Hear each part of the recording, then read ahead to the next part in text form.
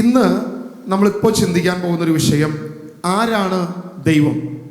ആരാണ് ദൈവം? ആരായിരിക്കണം നമ്മുടെ ദൈവം? എൻ്റെ ദൈവം എങ്ങനെയുള്ളവനായിരിക്കണം? എന്തൊക്കെ ക്വാളിറ്റിയാണ് എൻ്റെ ദൈവത്തിന് വേണ്ടത്? ഇങ്ങനെ ഒന്ന് രണ്ട് കാര്യങ്ങളാണ് നമ്മളിന്ന് ചിന്തിച്ചു പോകുന്നത്. ആരാണ് ദൈവം? എന്താണ് ആ ദൈവത്തിൻ്റെ ക്വാളിറ്റി? നമ്മൾ ഒന്നാമതായിട്ട് ദൈവം എന്തായിരിക്കും അല്ലെങ്കിൽ എന്തായിരിക്കണം എന്ന് ഒരു നോർമൽ പേഴ്സൺ ആകട്ടെ, ഒരു വിദ്യാഭ്യാസമുള്ള വ്യക്തി ആകട്ടെ, ഇനി അതൊരു ഏതെങ്കിലും ഒരു രാജ്യത്തിൻ്റെ പ്രസിഡന്റ് ആണെങ്കിലും ഒരു സാധാ കുടുംബ സ്ത്രീ ആണെങ്കിലും ആര് തന്നെയാണെങ്കിലും അവരുടെ ആവശ്യത്തിൽ അവർക്ക് ഹെൽപ്പ് ചെയ്യുന്നവനായിരിക്കണം ദൈവം, അല്ലേ? അങ്ങനെ ആയിരിക്കണം. നമ്മുടെ ഒരു പൊതുവായിട്ടുള്ളൊരു പ്രശ്നമാണ്. ഇപ്പോൾ അമേരിക്കയുടെ പ്രസിഡന്റിനുണ്ടാകുന്ന പ്രശ്നമല്ല ഒരു സാധാ ഒരു വീട്ടിലെ ഒരു കുടുംബം നോക്കുന്ന ഒരു സ്ത്രീക്ക് ഉണ്ടാകുന്ന പ്രശ്നം. രണ്ടു തമ്മിൽ വലിയ വ്യത്യാസമായിരിക്കും. പക്ഷേ ഈ രണ്ടുപേരുടെയും പ്രശ്നത്തിൽ ഒരുപോലെ ഇടപെടാനും ഒരുപോലെ പരിഹാരം കാണാനും കഴിയുന്നവനായിരിക്കണം ദൈവം. അതാണ് പൊതുവെ നമ്മൾ പറയപ്പെടുന്നത്. അല്ലാതെ സാധാരണ ഒരു വീട്ടിലിരിക്കുന്ന അടുക്കളയിലിരിക്കുന്ന ചേച്ചിയോട് പറയുന്നത് പോലെ തന്നെ വന്നിട്ട് അമേരിക്കൻ പ്രസിഡന്റിനോട് പറയുകയാണെങ്കിൽ പ്രസിഡന്റ് പറയും, നീ അത് എൻ്റെ വീട്ടിലെ വേലക്കാരോട് പറയും, എന്നോട് പറഞ്ഞിട്ട് എന്താ കാര്യം എന്ന് പറയും. അപ്പം ദൈവത്തെ സംബന്ധിച്ച് എൻ്റെ ആവശ്യങ്ങളിൽ എനിക്ക് എല്ലാ കാര്യങ്ങളും നടത്തി തരുന്ന, അല്ലെങ്കിൽ എൻ്റെ പ്രശ്നങ്ങൾക്കൊരു പരിഹാരമായിരിക്കണം, എൻ്റെ ചോദ്യങ്ങൾക്ക് കൃത്യമായി എനിക്കൊരു ഉത്തരം ലഭിക്കുന്നവനായിരിക്കണം എൻ്റെ ദൈവം. ദൈവത്തോട് ചോദിച്ചാൽ എനിക്ക് ഉത്തരം കിട്ടാത്തതായി യാതൊന്നും ഉണ്ടാകരുത്. എൻ്റെ പ്രശ്നങ്ങൾക്കൊരു പരിഹാരമായിരിക്കണം. ദൈവത്തിന് ഒരിക്കലും ഒരു ലിമിറ്റേഷൻ ഉണ്ടാകരുത്, അല്ലേ? ഏതെങ്കിലും ഒരു ലിമിറ്റ് ഒരു ദൈവത്തിനുണ്ടെങ്കിൽ, ഇപ്പം അമേരിക്കൻ പ്രസിഡന്റിൻ്റെ റൂമിൽ കയറി ചെല്ലാൻ പറ്റാത്തവനാണ് ദൈവമെങ്കിൽ അതിനെ ദൈവം എന്ന് വിളിക്കാൻ പറ്റുമോ? വിളിക്കാൻ പറ്റുമോ? പറ്റില്ല, അല്ലേ? ചന്ദ്രനിൽ എനിക്ക് എൻ്റെ ദൈവത്തോട് സംസാരിക്കാൻ, കമ്മ്യൂണിക്കേറ്റ് ചെയ്യാൻ കഴിയുന്നില്ലെങ്കിൽ, അല്ലെങ്കിൽ ചന്ദ്രനിൽ ഞാൻ ചെല്ലുമ്പോൾ ദൈവത്തിന് എന്നോട് പ്രവർത്തിക്കാൻ പറ്റുന്നില്ലെങ്കിൽ എനിക്ക് ദൈവത്തിൻ്റെ ദൈവത്തെ വിളിക്കാൻ പറ്റുമോ? പറ്റുമോ? ഇന്ത്യയിൽ മാത്രം ഒരു ഏരിയയിൽ മാത്രം നിൽക്കുന്നതിനെ നമുക്ക് ദൈവം എന്ന് വിളിക്കാൻ പറ്റുമോ? കാരണം അത് ഒരു ഗോത്രത്തിൻ്റെ മാത്രം ദൈവമായി, അല്ലെങ്കിൽ ഒരു ഏരിയയുടെ മാത്രം ദൈവമായി. ആ ഏരിയ വിട്ട് പുറത്തു പോയാൽ ആ ദൈവത്തിനൊന്നും ചെയ്യാൻ പറ്റില്ലെങ്കിൽ അതിനെ നമുക്കൊരിക്കലും ഒരു ദൈവമെന്ന് വിളിക്കാൻ പറ്റത്തില്ല. അപ്പോൾ ലിമിറ്റുകൾ ഉണ്ടാകരുത്, യാതൊരുവിധ ലിമിറ്റേഷനും ഉണ്ടാകരുത്. മാത്രമല്ല ദൈവം എല്ലായിടത്തും ഒമിനിപ്പൊട്ടൻ്റ് ആയിരിക്കണം, അല്ലേ? എല്ലായിടത്തും ഉണ്ടാകണം. ഞാനിപ്പോൾ നമ്മുടെ ഹാൻസൽ ബ്രദർ ഇവിടെ ഉണ്ട്. അദ്ദേഹം സൗദിയിലാണ് ജീവിക്കുന്നത് കുറേ വർഷങ്ങളായിട്ട്. ഹാൻസൽ ബ്രദർ സൗദിയിൽ ഇരുന്ന് പ്രാർത്ഥിക്കുകയും ഞാനിവിടെ കേരളത്തിൽ ഇരുന്ന് പ്രാർത്ഥിക്കുകയും ചെയ്യുമ്പോൾ ഞങ്ങളുടെ രണ്ടുപേരുടെയും പ്രാർത്ഥനകൾ കേട്ട് ഞങ്ങൾക്ക് രണ്ടുപേർക്കും മറുപടി തരാൻ കഴിയുമെങ്കിൽ ഓക്കെ, ദൈവമാണ്. അല്ലെ, സൗദിയിൽ മാത്രം, അല്ലെ, ചെറിയൊരു ഏരിയയിൽ മാത്രം ഇരിക്കുന്ന ഒരു കറുത്ത കല്ലിൻ്റെ ചുറ്റും മാത്രം ഇരിക്കുന്നവനാണെങ്കിൽ ദൈവം നമുക്ക് പറയാൻ പറ്റുമോ? നമുക്ക് പറയാൻ പറ്റത്തില്ല. അവിടെ ചെന്നാലേ ആ ദൈവത്തെ കാണാൻ പറ്റുള്ളൂ എന്ന് പറഞ്ഞാലും നമുക്കതിനെ ദൈവമെന്ന് നമുക്ക് പറയാൻ പറ്റത്തില്ല. അപ്പോൾ അത് ആ ദൈവമാണോ എന്നൊരു ചോദ്യവും നമുക്ക് ചോദിക്കേണ്ടി വരും. ഇനി ലോകത്തുള്ള മുഴുവനും എല്ലാവരും അതിനെ നോക്കിയിട്ടാണ് പ്രാർത്ഥിക്കുന്നത്. അപ്പോൾ അവിടെയാണ് ദൈവം ഇരിക്കുന്നതെന്നൊരു ചിന്ത, അല്ലേ? അങ്ങനെയല്ലേ? അപ്പോൾ അവിടെയും ഒരു ലിമിറ്റേഷൻ ഉണ്ടാകരുത് ദൈവത്തിന്. യാതൊരു വ്യക്തിയോടും ഒരു വ്യത്യസ്തത ഉണ്ടാകരുത്. എല്ലാവരെയും ഒരുപോലെ കാണാൻ കഴിയുന്നവനായിരിക്കണം ദൈവം. ദൈവം ഒമിനിപ്പൊട്ടൻ്റ് ആയിരിക്കണം. ദൈവം ലിമിറ്റേഷൻ ഇല്ലാത്തവനായിരിക്കണം. മാത്രമല്ല ദൈവം പവർഫുൾ ആയിരിക്കണം, അല്ലേ? ദൈവം പവർഫുൾ ആയിരിക്കണം. ഇപ്പോൾ ഒരു പവർഫുള്ളായിട്ടുള്ള ഒരാളുടെ അടുത്ത് പോയി പ്രവർത്തിക്കാൻ കഴിയാത്തവനാണ് ദൈവമെങ്കിൽ, എടാ എനിക്ക് അവിടുത്തെ കാര്യം എനിക്ക് നടത്താൻ പറ്റത്തില്ല എന്ന് ദൈവം പറയുകയാണെങ്കിൽ നോ, അതിന് നമുക്ക് ദൈവം എന്ന് പറയാൻ പറ്റുമോ? നോർമൽ ചെറിയ മൂക്കൊലിപ്പോ പനിയോ ഒക്കെ ഉണ്ടെങ്കിൽ നീ പോരെ, ഞാനത് ശരിയാക്കി തരാം, ക്യാൻസറുമായിട്ടൊന്നും ഇങ്ങോട്ട് വന്നേക്കരുത്, എന്നെക്കൊണ്ട് നടക്കത്തില്ല എന്ന് പറയുകയാണെങ്കിൽ അത് ദൈവമാണോ? ആണോ? നമ്മുടെ മനുഷ്യ ദൈവങ്ങളൊക്കെ ഉണ്ട്, തലയിൽ ചവിട്ടി അനുഗ്രഹിക്കുന്ന ദൈവങ്ങളൊക്കെ ഉണ്ട്, അല്ലേ? വലിയ രോഗങ്ങളൊന്നും വേണ്ട, ചെറുത് വല്ലതൊക്കെ ഉണ്ടെങ്കിൽ പോരട്ടെ, നമുക്ക് വേണമെങ്കിൽ ചെയ്യാമെന്ന് പറയുകയാണെങ്കിൽ അതൊരിക്കലും ദൈവമാകത്തില്ല. അപ്പം ലിമിറ്റേഷനൊന്നും ഉണ്ടാകരുത്, യാതൊരുവിധ പ്രശ്നങ്ങളും ഉണ്ടാകരുത്. ഇങ്ങനെയുള്ളവനായിരിക്കണം നമ്മുടെ ദൈവം. ആരാണ് നമ്മുടെ ദൈവം? നിങ്ങളൊന്ന് ഉറപ്പിച്ചു പറഞ്ഞു, ആരാണ് നിങ്ങളുടെ ദൈവം? സർവശക്തനാണ്, സർവവ്യാപിയാണ്, ഒരു ലിമിറ്റുമില്ലാത്തവനാണ് എൻ്റെ ദൈവം. ആ ദൈവത്തിൻ്റെ പേരെന്താണ്? ആ ദൈവത്തിൻ്റെ പേരാണ് യേശു. നമ്മൾ വിശ്വസിക്കുന്ന ആ ദൈവത്തിൻ്റെ പേരാണ് യേശു. ഞാൻ ഇനി തുടർന്ന് കുറച്ച് വാക്യങ്ങൾ വായിക്കും. ആ വാക്യങ്ങൾ വായിക്കുമ്പോൾ നിങ്ങൾ പറയണം യേശു ദൈവമാണെന്ന് നിങ്ങൾ എനിക്ക് തെളിയിച്ചു തരണം. അതാണ് ഇന്നത്തെ. ഇത്ര ദിവസം നമ്മൾ നേരെ തിരിച്ചായിരുന്നു, ചില കാര്യങ്ങൾ നമ്മൾ വചനത്തിലൂടെ അങ്ങോട്ട് തെളിയിക്കുകയായിരുന്നു. ഇന്ന് നേരെ തിരിച്ച് നിങ്ങൾ എനിക്ക് ഇങ്ങോട്ട് ദൈവം യേശുവാണ് എന്ന്, അല്ലെങ്കിൽ യേശു ദൈവമാണ് നിങ്ങൾ ഇങ്ങോട്ട് തെളിയിച്ചു തരും. നമ്മൾ ആദ്യം വായിക്കുകയാണ് സംഖ്യാപുസ്തകം 23-ാം അധ്യായം 19-ാം വാക്യം. വ്യാജം പറയുവാൻ ദൈവം മനുഷ്യനല്ല, അനുദപിക്കുവാൻ അവിടുന്ന് മനുഷ്യപുത്രനുമല്ല.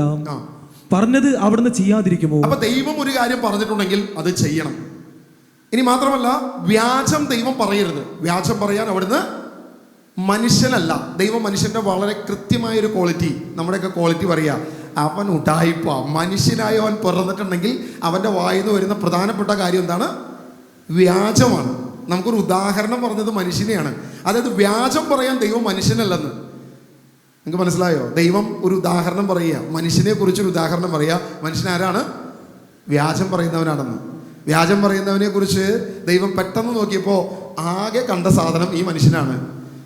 സിംഹം വന്നിട്ട് നിങ്ങളോട് വ്യാജം പറയുമോ? നിങ്ങളുടെ വീട്ടിലെ പട്ടി നിങ്ങളോട് നുണ പറയുമോ? വ്യാജം പറയാറുണ്ടോ? പൂച്ച പറയുമോ? മൃഗങ്ങൾ വല്ലതും പറയുമോ? പറയാറുണ്ടോ? ദൈവത്തിന് അറിയാം, ദൈവത്തിൻ്റെ സൃഷ്ടികളിൽ ആകെ വ്യാജം പറയുന്നത് ഈ സാധനം ഉള്ളൂ. ഈ താടി മുടിയൊക്കെ വളർത്തി ഈ കണ്ണും മൂക്കൊക്കെ ഉള്ള ഈ സാധനം ഉള്ളൂ വ്യാജം പറയുന്നത്. അതാണ് ദൈവം. വ്യാജം പറയാൻ ദൈവം മനുഷ്യനല്ല. അടുത്ത വാക്യം പറയാണ്, അനുദപിക്കുവാൻ അവിടുന്ന്. അനുദപിക്കുവാൻ, അതായത് എന്തെങ്കിലും ഒരു പ്രശ്നം ഉണ്ടാകുമ്പോൾ പോയിരുന്നു പറ്റിപ്പോയി എന്ന് പറയാൻ ദൈവം മനുഷ്യനുമല്ല. അപ്പൊ ദൈവം ആരല്ല? ദൈവം മനുഷ്യനല്ല. വ്യാജം പറയാൻ ദൈവം മനുഷ്യനുമല്ല. അനുദപിക്കുവാൻ ദൈവം മനുഷ്യപുത്രനുമല്ല എന്ന് ദൈവം വ്യക്തമായിട്ട് പറയുക. നിങ്ങൾ കുറച്ച് നേരത്തെ പറഞ്ഞു യേശു ആരാണ്? യേശു ആരാണ്? ദൈവമാണ്. ഇപ്പൊ എല്ലാവരും വായടഞ്ഞു. നിങ്ങൾ ഉറക്കെ പറ, ആരാണ് യേശു? യേശു ദൈവമാണ് എന്ന് നിങ്ങൾ പറഞ്ഞു. അപ്പോ യേശു അനുദപിച്ചിട്ടുണ്ടോ? യേശു കരഞ്ഞിട്ടുണ്ടോ എന്നുള്ളത് ഒന്നാമത്തെ ചോദ്യമായിട്ട് ഞാൻ വെക്കുക. നിയമാവർത്തന പുസ്തകം 4-ാം അധ്യായം 24-ാം വാക്യം നമ്മൾ വായിക്കുക. എന്തെന്നാൽ നിങ്ങളുടെ ദൈവമായ കർത്താവ് ദഹിപ്പിക്കുന്ന അഗ്നിയാണ്. നിങ്ങളുടെ ദൈവമായ കർത്താവ് ദഹിപ്പിക്കുന്ന അഗ്നിയാണ്, അസഹിഷ്ണുവായ ദൈവമാണ്. നിങ്ങളുടെ ദൈവമായ കർത്താവ് ദഹിപ്പിക്കുന്ന അഗ്നിയാണ്, അസഹിഷ്ണുവായ ദൈവമാണ്. നമ്മളൊക്കെ കഞ്ഞിയും കലം കാണാത്ത ആരും ഉണ്ടാവില്ലല്ലോ അല്ലേ? കഞ്ഞി വെക്കുന്ന കലം കാണാത്ത ആരെങ്കിലും ഉണ്ടോ? കഞ്ഞി വെക്കുന്ന കലം നല്ല ചൂടോടുകൂടി ഇരിക്കുമ്പോൾ ഓക്കെ, കഞ്ഞി തിളച്ച് കഴിയുമ്പോൾ കൈകൊണ്ട് ഒരു തുണിയോ ഒന്നും ഉപയോഗിക്കാതെ ഇറക്കി വെക്കുന്നവർ ആരെങ്കിലും ഉണ്ടോ ഇവിടെ? ഒരു അവാർഡ് തരാമെന്ന് വിചാരിച്ചിട്ട് ആരെങ്കിലും ഉണ്ടോ? ആരുമില്ലല്ലോ. ഇല്ല. തിളച്ച എണ്ണയിൽ കൈമുക്കുന്ന ആരുമില്ലല്ലോ. ഇല്ല. ഇനി ബർണർ കത്തിക്കൊണ്ടിരിക്കുന്നതിൽ പോയി കൈവയ്ക്കുന്ന ആരുമില്ലല്ലോ. കാരണം ഇതൊക്കെ നമുക്ക് കാണുമ്പോൾ അറിയാം ഇത് അഗ്നിയാണ്. അതിൽ പോയി ചാടിക്കഴിഞ്ഞാൽ അത്ര സുഖം കിട്ടത്തില്ലെന്ന് നമുക്കറിയാം. ഇനി അങ്ങനെ ഉള്ളവരുണ്ടെങ്കിൽ കുറച്ച് വെളുത്തിട്ടുണ്ടാവും, വെളുത്തിട്ട് പാറിയിരിക്കുന്നുണ്ടാവും കറുത്തതൊക്കെ ആണെങ്കിൽ. അപ്പോൾ വ്യത്യാസം നമുക്ക് മനസ്സിലാവും. ദൈവം പറയാണ് ദൈവം ദഹിപ്പിക്കുന്ന അഗ്നിയാണ്. നിങ്ങളുടെ ദൈവമായ കർത്താവ് ദഹിപ്പിക്കുന്ന അഗ്നിയാണ്. അപ്പൊ ദഹിപ്പിക്കുന്ന അഗ്നിയുടെ അടുത്തേക്ക് നമുക്ക് ചെന്ന് നിൽക്കാൻ പറ്റുമോ? അപ്പൊ നമുക്ക് ദൈവത്തിന്റെ അടുത്തോട്ട് പോയി നിൽക്കാൻ പറ്റത്തില്ല. യേശു 33.5 വർഷക്കാലം ഈ ഭൂമിയിൽ ഉണ്ടായിരുന്നു. യേശു മാതാവിന്റെ ഉദരത്തിൽ 10 മാസം കിടന്നു. യേശു മാതാവിൽ നിന്നും സ്നേഹവും പരിചരണവും സകലതും സ്വീകരിച്ച് അവന്റെ ബാല്യത്തിൽ അവന്റെ യൗവനത്തിൽ വളർന്നു. യേശു മാതാവിൻ്റെയും ഔസേപിതാവിൻ്റെയും കൂടെ ഉണ്ടായിരുന്നു. യേശു മഗ്ദലേനാക്കാരി സ്ത്രീയുടെ കൂടെ ഉണ്ടായിരുന്നു. 12 ശിഷ്യന്മാരുടെ കൂടെ ഉണ്ടായിരുന്നു. 33.5 വർഷക്കാലം യേശു ജനത്തിൻ്റെ കൂടെ നടന്നു. യേശു ദൈവമാണെങ്കിൽ എന്തുകൊണ്ട് ഇവരൊന്നും അഗ്നിയായി ദഹിച്ചില്ല? ഇവരൊന്നും ദഹിച്ചു പോയില്ല. ചോദ്യം നമ്പർ 2 നിങ്ങളുടെ ഹൃദയത്തിൽ ഇരിക്കട്ടെ. ദൈവം തന്നെ പറയുന്നു ദൈവമായ കർത്താവ് ദഹിപ്പിക്കുന്ന അഗ്നിയാണ്, അതുകൊണ്ട് അസഹിഷ്ണുവായ ദൈവമാണ്. ഇത് തന്നെ പുറപ്പാട് പുസ്തകം വ്യക്തമായിട്ട് പറയുന്നുണ്ട്. നമ്മൾ ദഹിപ്പിക്കുന്ന അഗ്നിയായി മലയുടെ മുകളിൽ ദൈവത്തെ കണ്ടു അല്ലെ? സീനായി മലയുടെ മുകളിൽ ദൈവം ഇറങ്ങി വന്നപ്പോൾ മലയുടെ മുകളിൽ കർത്താവിന്റെ മഹത്വം കണ്ട് ജനം എങ്ങനെ വിളിച്ചു പറയുക? മോശ നീ പോയി ദൈവത്തോട് സംസാരിച്ചാൽ മതി, ഞങ്ങൾക്ക് ഈ പരിപാടി പറ്റത്തില്ല. കാരണം ദൈവം ദഹിപ്പിക്കുന്ന അഗ്നിയാണ്.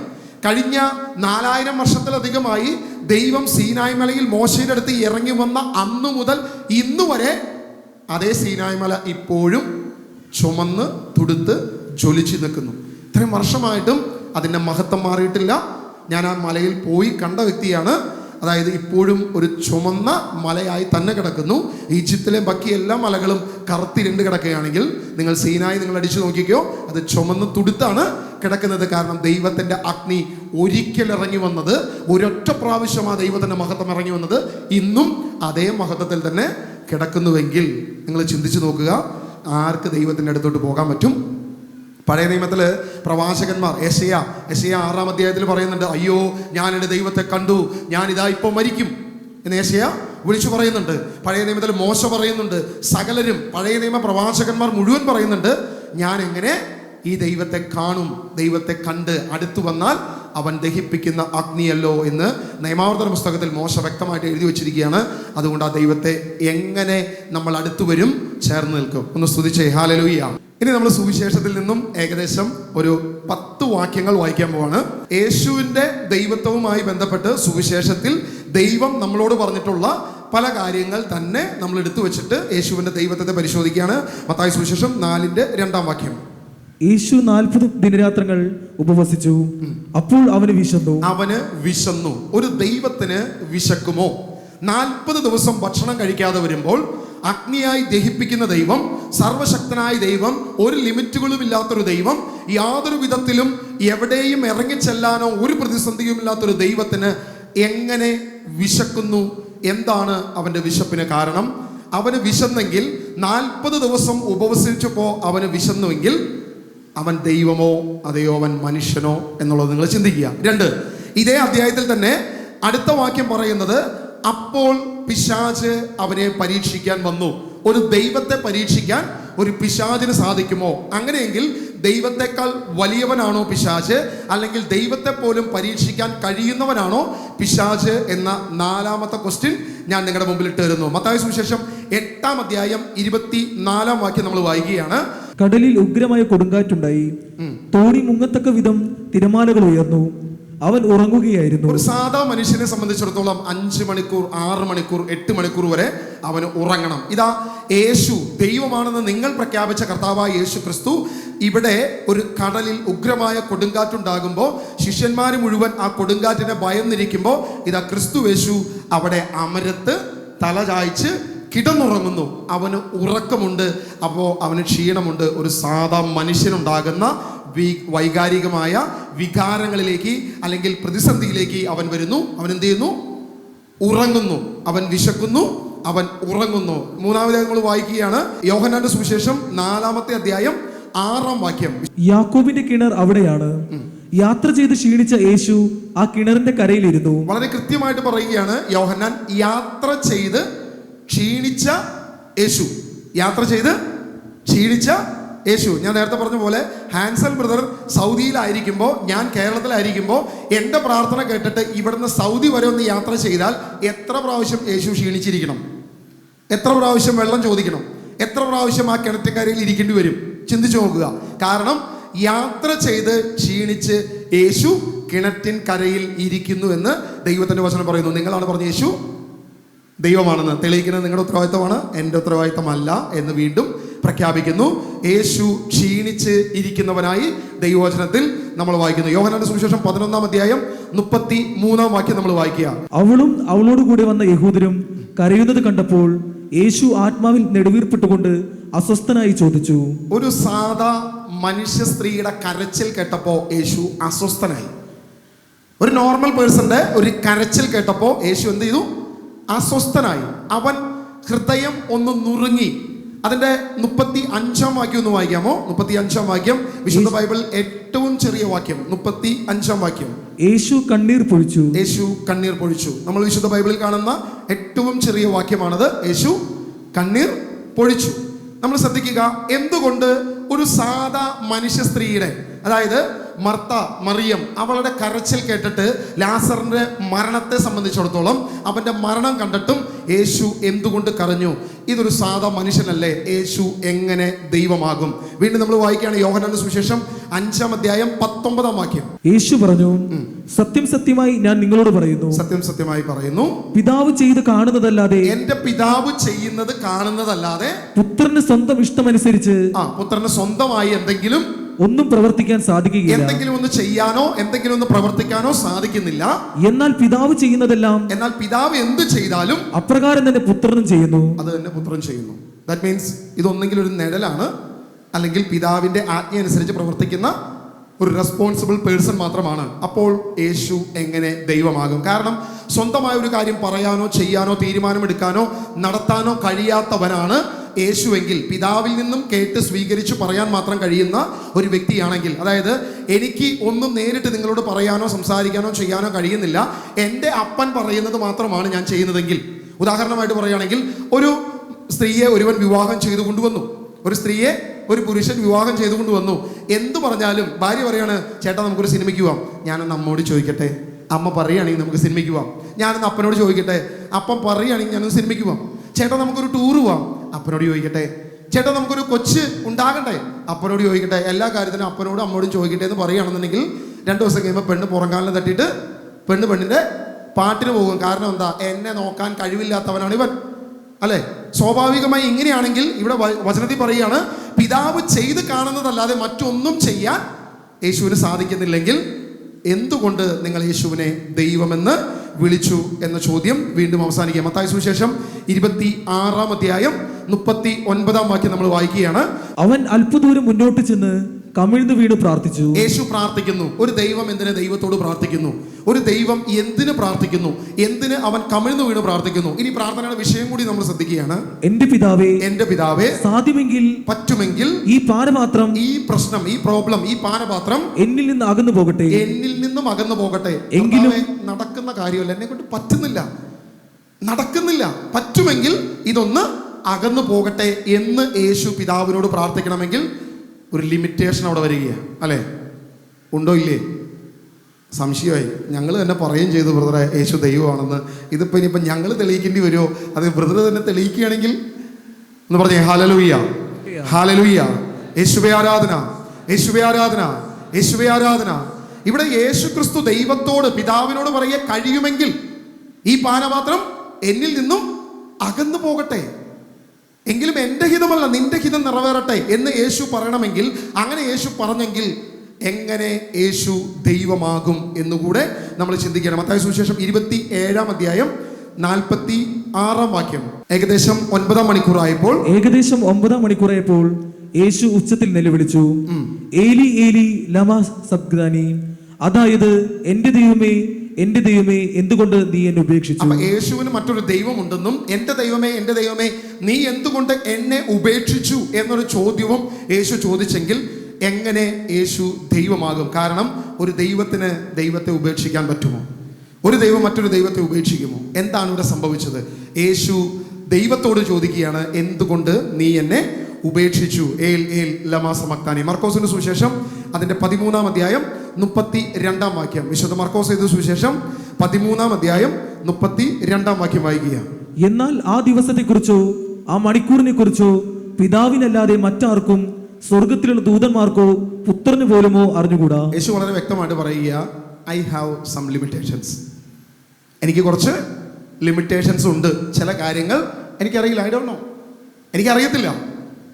പിതാവിന് മാത്രമേ അറിയത്തുള്ളൂ. ആ ദിവസത്തെക്കുറിച്ച്, ആ മണിക്കൂറിനെ കുറിച്ച്, ആ സമയത്തെക്കുറിച്ച് എനിക്കറിയത്തില്ല. എന്നാൽ പിതാവായ ദൈവത്തിന് മാത്രമേ അറിയത്തുള്ളൂ എന്ന് വ്യക്തമായി യേശു പറയുമ്പോൾ യേശു എങ്ങനെ ദൈവം? നിങ്ങൾ ഉറങ്ങരുത്. കുറച്ച് നേരം കഴിഞ്ഞിട്ട്, എല്ലാം കഴിഞ്ഞിട്ട് ഇവിടുന്ന് ഇറങ്ങിപ്പോയിട്ട് ഡസ്റ്റിൻ ബ്രദർ പ്രഖ്യാപിച്ചു യേശു ദൈവമല്ല എന്ന് പറഞ്ഞു എന്ന് പറഞ്ഞിട്ട് നിങ്ങൾ ഉറങ്ങിയിരുന്നു കഴിഞ്ഞാൽ അതെൻ്റെ കുഴപ്പമല്ല എന്ന് പറഞ്ഞേ. ഹല്ലേലൂയ. യോഹന്നാന്റെ സുവിശേഷം 14-ാം അധ്യായം 28-ാം വാക്യം. ഇനി ഇപ്പോഴൊക്കെ നമ്മൾ വായിച്ച വചനങ്ങളിലൂടെ നമുക്കൊരു കാര്യം മനസ്സിലായി. യേശുവിന് കുറേ ലിമിറ്റേഷൻസ് ഉണ്ട്.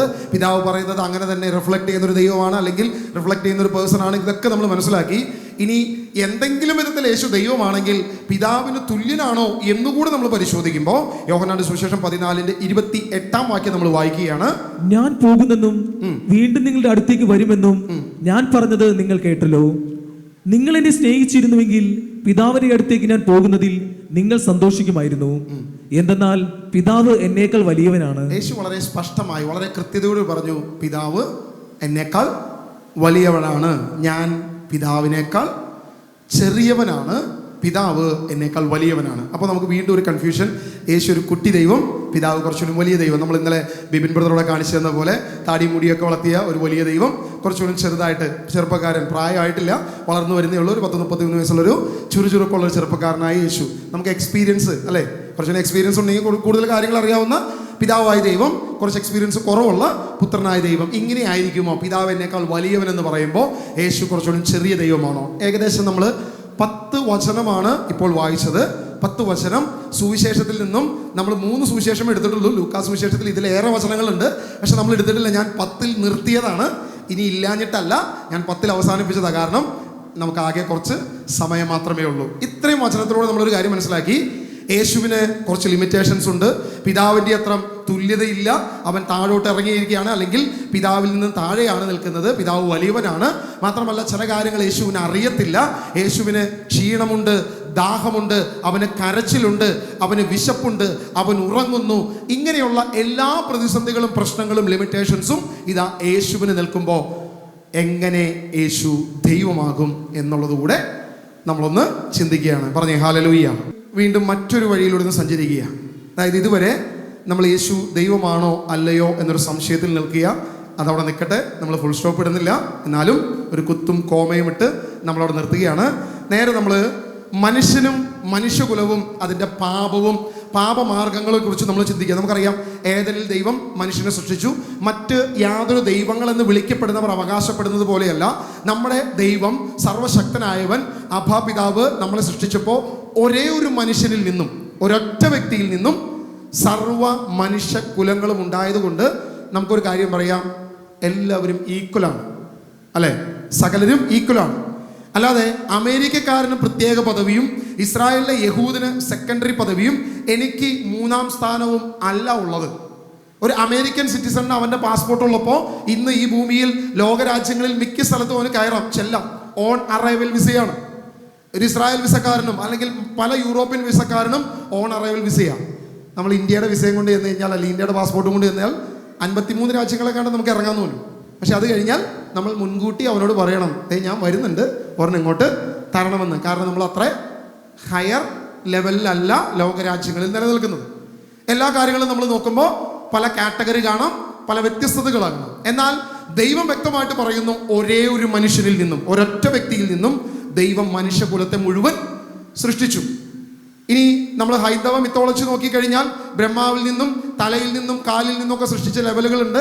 മുകളിൽ നിന്ന് സൃഷ്ടിച്ചവൻ ബ്രാഹ്മണനും, താഴെ നിന്ന് സൃഷ്ടിച്ചവൻ ഏറ്റവും മോശക്കാരനും, മുകളിലുള്ളവൻ താഴെയുള്ളവനെ ചവിട്ടിത്താത്തുന്ന അവസ്ഥയുണ്ട്. ഓക്കെ, നമ്മൾ അതിലേക്ക് പോകുന്നില്ല. മറ്റ് മിത്തോളജികളാകട്ടെ, മറ്റ് ഗ്രീക്ക് മിത്തോളജികൾ, മറ്റെല്ലാ കാര്യത്തിലും വ്യത്യസ്തതകൾ നമുക്ക് കാണാം. പക്ഷെ ദൈവം വളരെ വ്യക്തമായിട്ട്, സർവശക്തനായ ദൈവം നമ്മളോട് പറയുന്നു, ലോകത്തെ സകല മനുഷ്യരും, ബ്ലാക്ക് ആകട്ടെ, വൈറ്റ് ആകട്ടെ, ഉയരമുള്ളവനാകട്ടെ, മൂക്ക് ചപ്പിയ ചൈനക്കാരനാകട്ടെ, ലോകത്തുള്ള സകലവരും ഒരേ ഒരു മനുഷ്യനിൽ നിന്നും വളർന്നു വന്നിരിക്കുന്നതാണ്. അല്ലാതെ മറ്റൊരുവനില്ല. ഒരൊറ്റ പൊതു പൂർവികനാണ് നമുക്കുള്ളത് എന്ന് ദൈവത്തിൻ്റെ വചന, വിശുദ്ധ ബൈബിൾ നമ്മളോട് പറയുന്നു. ഓക്കെ, ആ മനുഷ്യൻ പാപം ചെയ്ത് ദൈവത്തിൻ്റെ അനുഗ്രഹത്തിൽ നിന്നും ദൈവരാജ്യത്തിൽ നിന്നും അവൻ പുറത്താക്കപ്പെട്ടു. അങ്ങനെ പുറത്താക്കപ്പെട്ട മനുഷ്യനുമായി ദൈവം ഒരു ഉടമ്പടി ചെയ്തു. സ്ത്രീയുടെ സന്തതി സാത്താന്റെ തലതകർക്ക് നിന്നെ തിരിച്ച് ദൈവരാജ്യത്തിൽ പ്രവേശിപ്പിക്കാം എന്നൊരു വാഗ്ദാനം ഉൽപ്പത്തി 3:15 നമ്മൾ വായിക്കുന്നുണ്ട്. വീണ്ടും താഴോട്ട് അനേക പ്രവചനങ്ങളും വാഗ്ദാനങ്ങളും നമുക്ക് കാണാൻ സാധിക്കും. ഇവിടെയെല്ലാം നമ്മളൊരു വചനം വായിക്കുക. 1 സാമുവേൽ 2:25 വാക്യം നമ്മൾ വായിക്കുക. മനുഷ്യൻ മനുഷ്യനോട് പാപം ചെയ്താൽ ദൈവം അവന് വേണ്ടി മാധ്യസ്ഥം വഹിക്കും. കർത്താവിനോട് പാപം ചെയ്താൽ ആർ മധ്യസ്ഥം വഹിക്കും? ഇവിടുത്തെ സന്ദർഭം വളരെ വ്യക്തമാണ്. സമൂഹൽ പ്രവാചകൻ തന്റെ മക്കളോട് ചോദിക്കുകയാണ്, മനുഷ്യൻ മനുഷ്യനോട് പാപം ചെയ്താൽ ദൈവം നമുക്ക് വേണ്ടി മധ്യസ്ഥം വഹിക്കും. പക്ഷെ മനുഷ്യൻ ദൈവത്തോട് പാപം ചെയ്താൽ ആരാണ് നിനക്ക് വേണ്ടി മധ്യസ്ഥം വഹിക്കുക? അതായത് ഇപ്പം ഞാൻ നേരത്തെ പറഞ്ഞല്ലോ, നിങ്ങൾ ക്രിക്കറ്റ് കൊണ്ടോ തല്ലു കൊടുത്ത് കഴിഞ്ഞാൽ സ്വാഭാവികമായും അത് കോംപ്രമൈസ് ചെയ്യാൻ ഞങ്ങൾ ആരെങ്കിലും വരുമെന്ന്, ഞങ്ങൾ ബ്രദേഴ്സ് ആരെങ്കിലും വരും. നിങ്ങൾ രണ്ടുപേരും അപ്പുറം ഇപ്പുറം നിൽക്കുന്ന തല്ലു പിടിക്കുന്നവർ രണ്ടുപേരും ഞങ്ങൾ ബ്രദർമാരെ റെസ്പെക്ട് ചെയ്യുന്നുണ്ടെങ്കിൽ, ചെയ്യുന്നില്ലെങ്കിൽ പറഞ്ഞിട്ട് കാര്യമില്ല, ചെയ്യുമെന്ന് എനിക്ക് അറിയത്തുമില്ല, റെസ്പെക്ട് ചെയ്യുന്നുണ്ടെങ്കിൽ ഓ ബ്രദർ പറഞ്ഞതല്ലേ, കേട്ടേക്കാം, അനുസരിച്ചേക്കാം എന്ന് തോന്നും, അല്ലേ? ഇവിടുത്തെ പ്രേക്ഷിതർ നിങ്ങളോടൊരു കാര്യം പറയുമ്പോൾ ഓക്കെ, അത് ജീസസ് വിഷൻ്റെ ഒഫീഷ്യൽ പ്രേക്ഷിതരാണല്ലോ, അവർ പറയുന്നത് ഞങ്ങൾ കേൾക്കണമല്ലോ എന്ന് കരുതിയിട്ട്, അല്ലാതെ ആ മോന്തം കണ്ടിട്ടുള്ള സന്തോഷം കൊണ്ടൊന്നുമല്ല, അല്ലേ? ആണോ? മുഖം കറുത്ത് ചില ചേച്ചിമാർ പ്രേക്ഷിതർ നിങ്ങളോട് എന്തെങ്കിലും പറഞ്ഞു കഴിഞ്ഞപ്പോൾ ഓ നല്ല കൊച്ച്, അവൾ പറഞ്ഞത് കൊണ്ട് കേട്ടേക്കാന്ന് വിചാരിച്ചിട്ടാണോ? ഒരു ബാഡ്ജ് കണ്ടു, ഓക്കെ പ്രേക്ഷിതനാണ്, അല്ലേ അവളെ ഞാൻ ഒരെണ്ണം കൊടുത്തേനെ, അല്ലേ? ആ രണ്ടുപേരെയും നിങ്ങളെ സമതനാക്കിയത് ജീസസ് വിഷൻ്റെ പ്രേക്ഷിതനാണെന്നൊരു സംഭവമാണ്. ഞങ്ങൾ ബ്രദേഴ്സ് ഇവിടെ നിന്ന് സുവിശേഷം പറയുന്നതുകൊണ്ട് നിങ്ങൾക്കൊരു പക്ഷേ ഞങ്ങളെ സ്നേഹിക്കുകയും ബഹുമാനിക്കുകയും ചെയ്യുന്നതുകൊണ്ട് രണ്ടുപേരും തമ്മിലുള്ളൊരു പ്രശ്നം വന്നാൽ അതിന് നടുക്ക് നിന്നുകൊണ്ട് അതൊന്ന് കോംപ്രമൈസ് ചെയ്യാൻ ഞങ്ങൾക്ക് പറ്റും. ഇവിടെ സമൂഹൽ പ്രവാചകൻ ചോദിക്കുകയാണ്, മനുഷ്യൻ ഒരു മനുഷ്യനോട് ഒരു പ്രശ്നം പറഞ്ഞു കഴിഞ്ഞാൽ, ഒരു പ്രോബ്ലം ചെയ്തു കഴിഞ്ഞാൽ ഒരു വ്യക്തി, ദൈവം തന്നെ വന്നിട്ട് അതിനെ കോംപ്രമൈസ് ചെയ്യും. പക്ഷേ മനുഷ്യൻ ദൈവത്തോട് ചെയ്താലോ എന്ത് ചെയ്യും? മനുഷ്യൻ ദൈവത്തോട് ഒരു പാപം ചെയ്താൽ ഇതിനെ കോംപ്രമൈസ് ചെയ്യാൻ ആര് വരും? ഈ പ്രോബ്ലത്തെ സോൾവ് ചെയ്യാൻ ആര് വരും?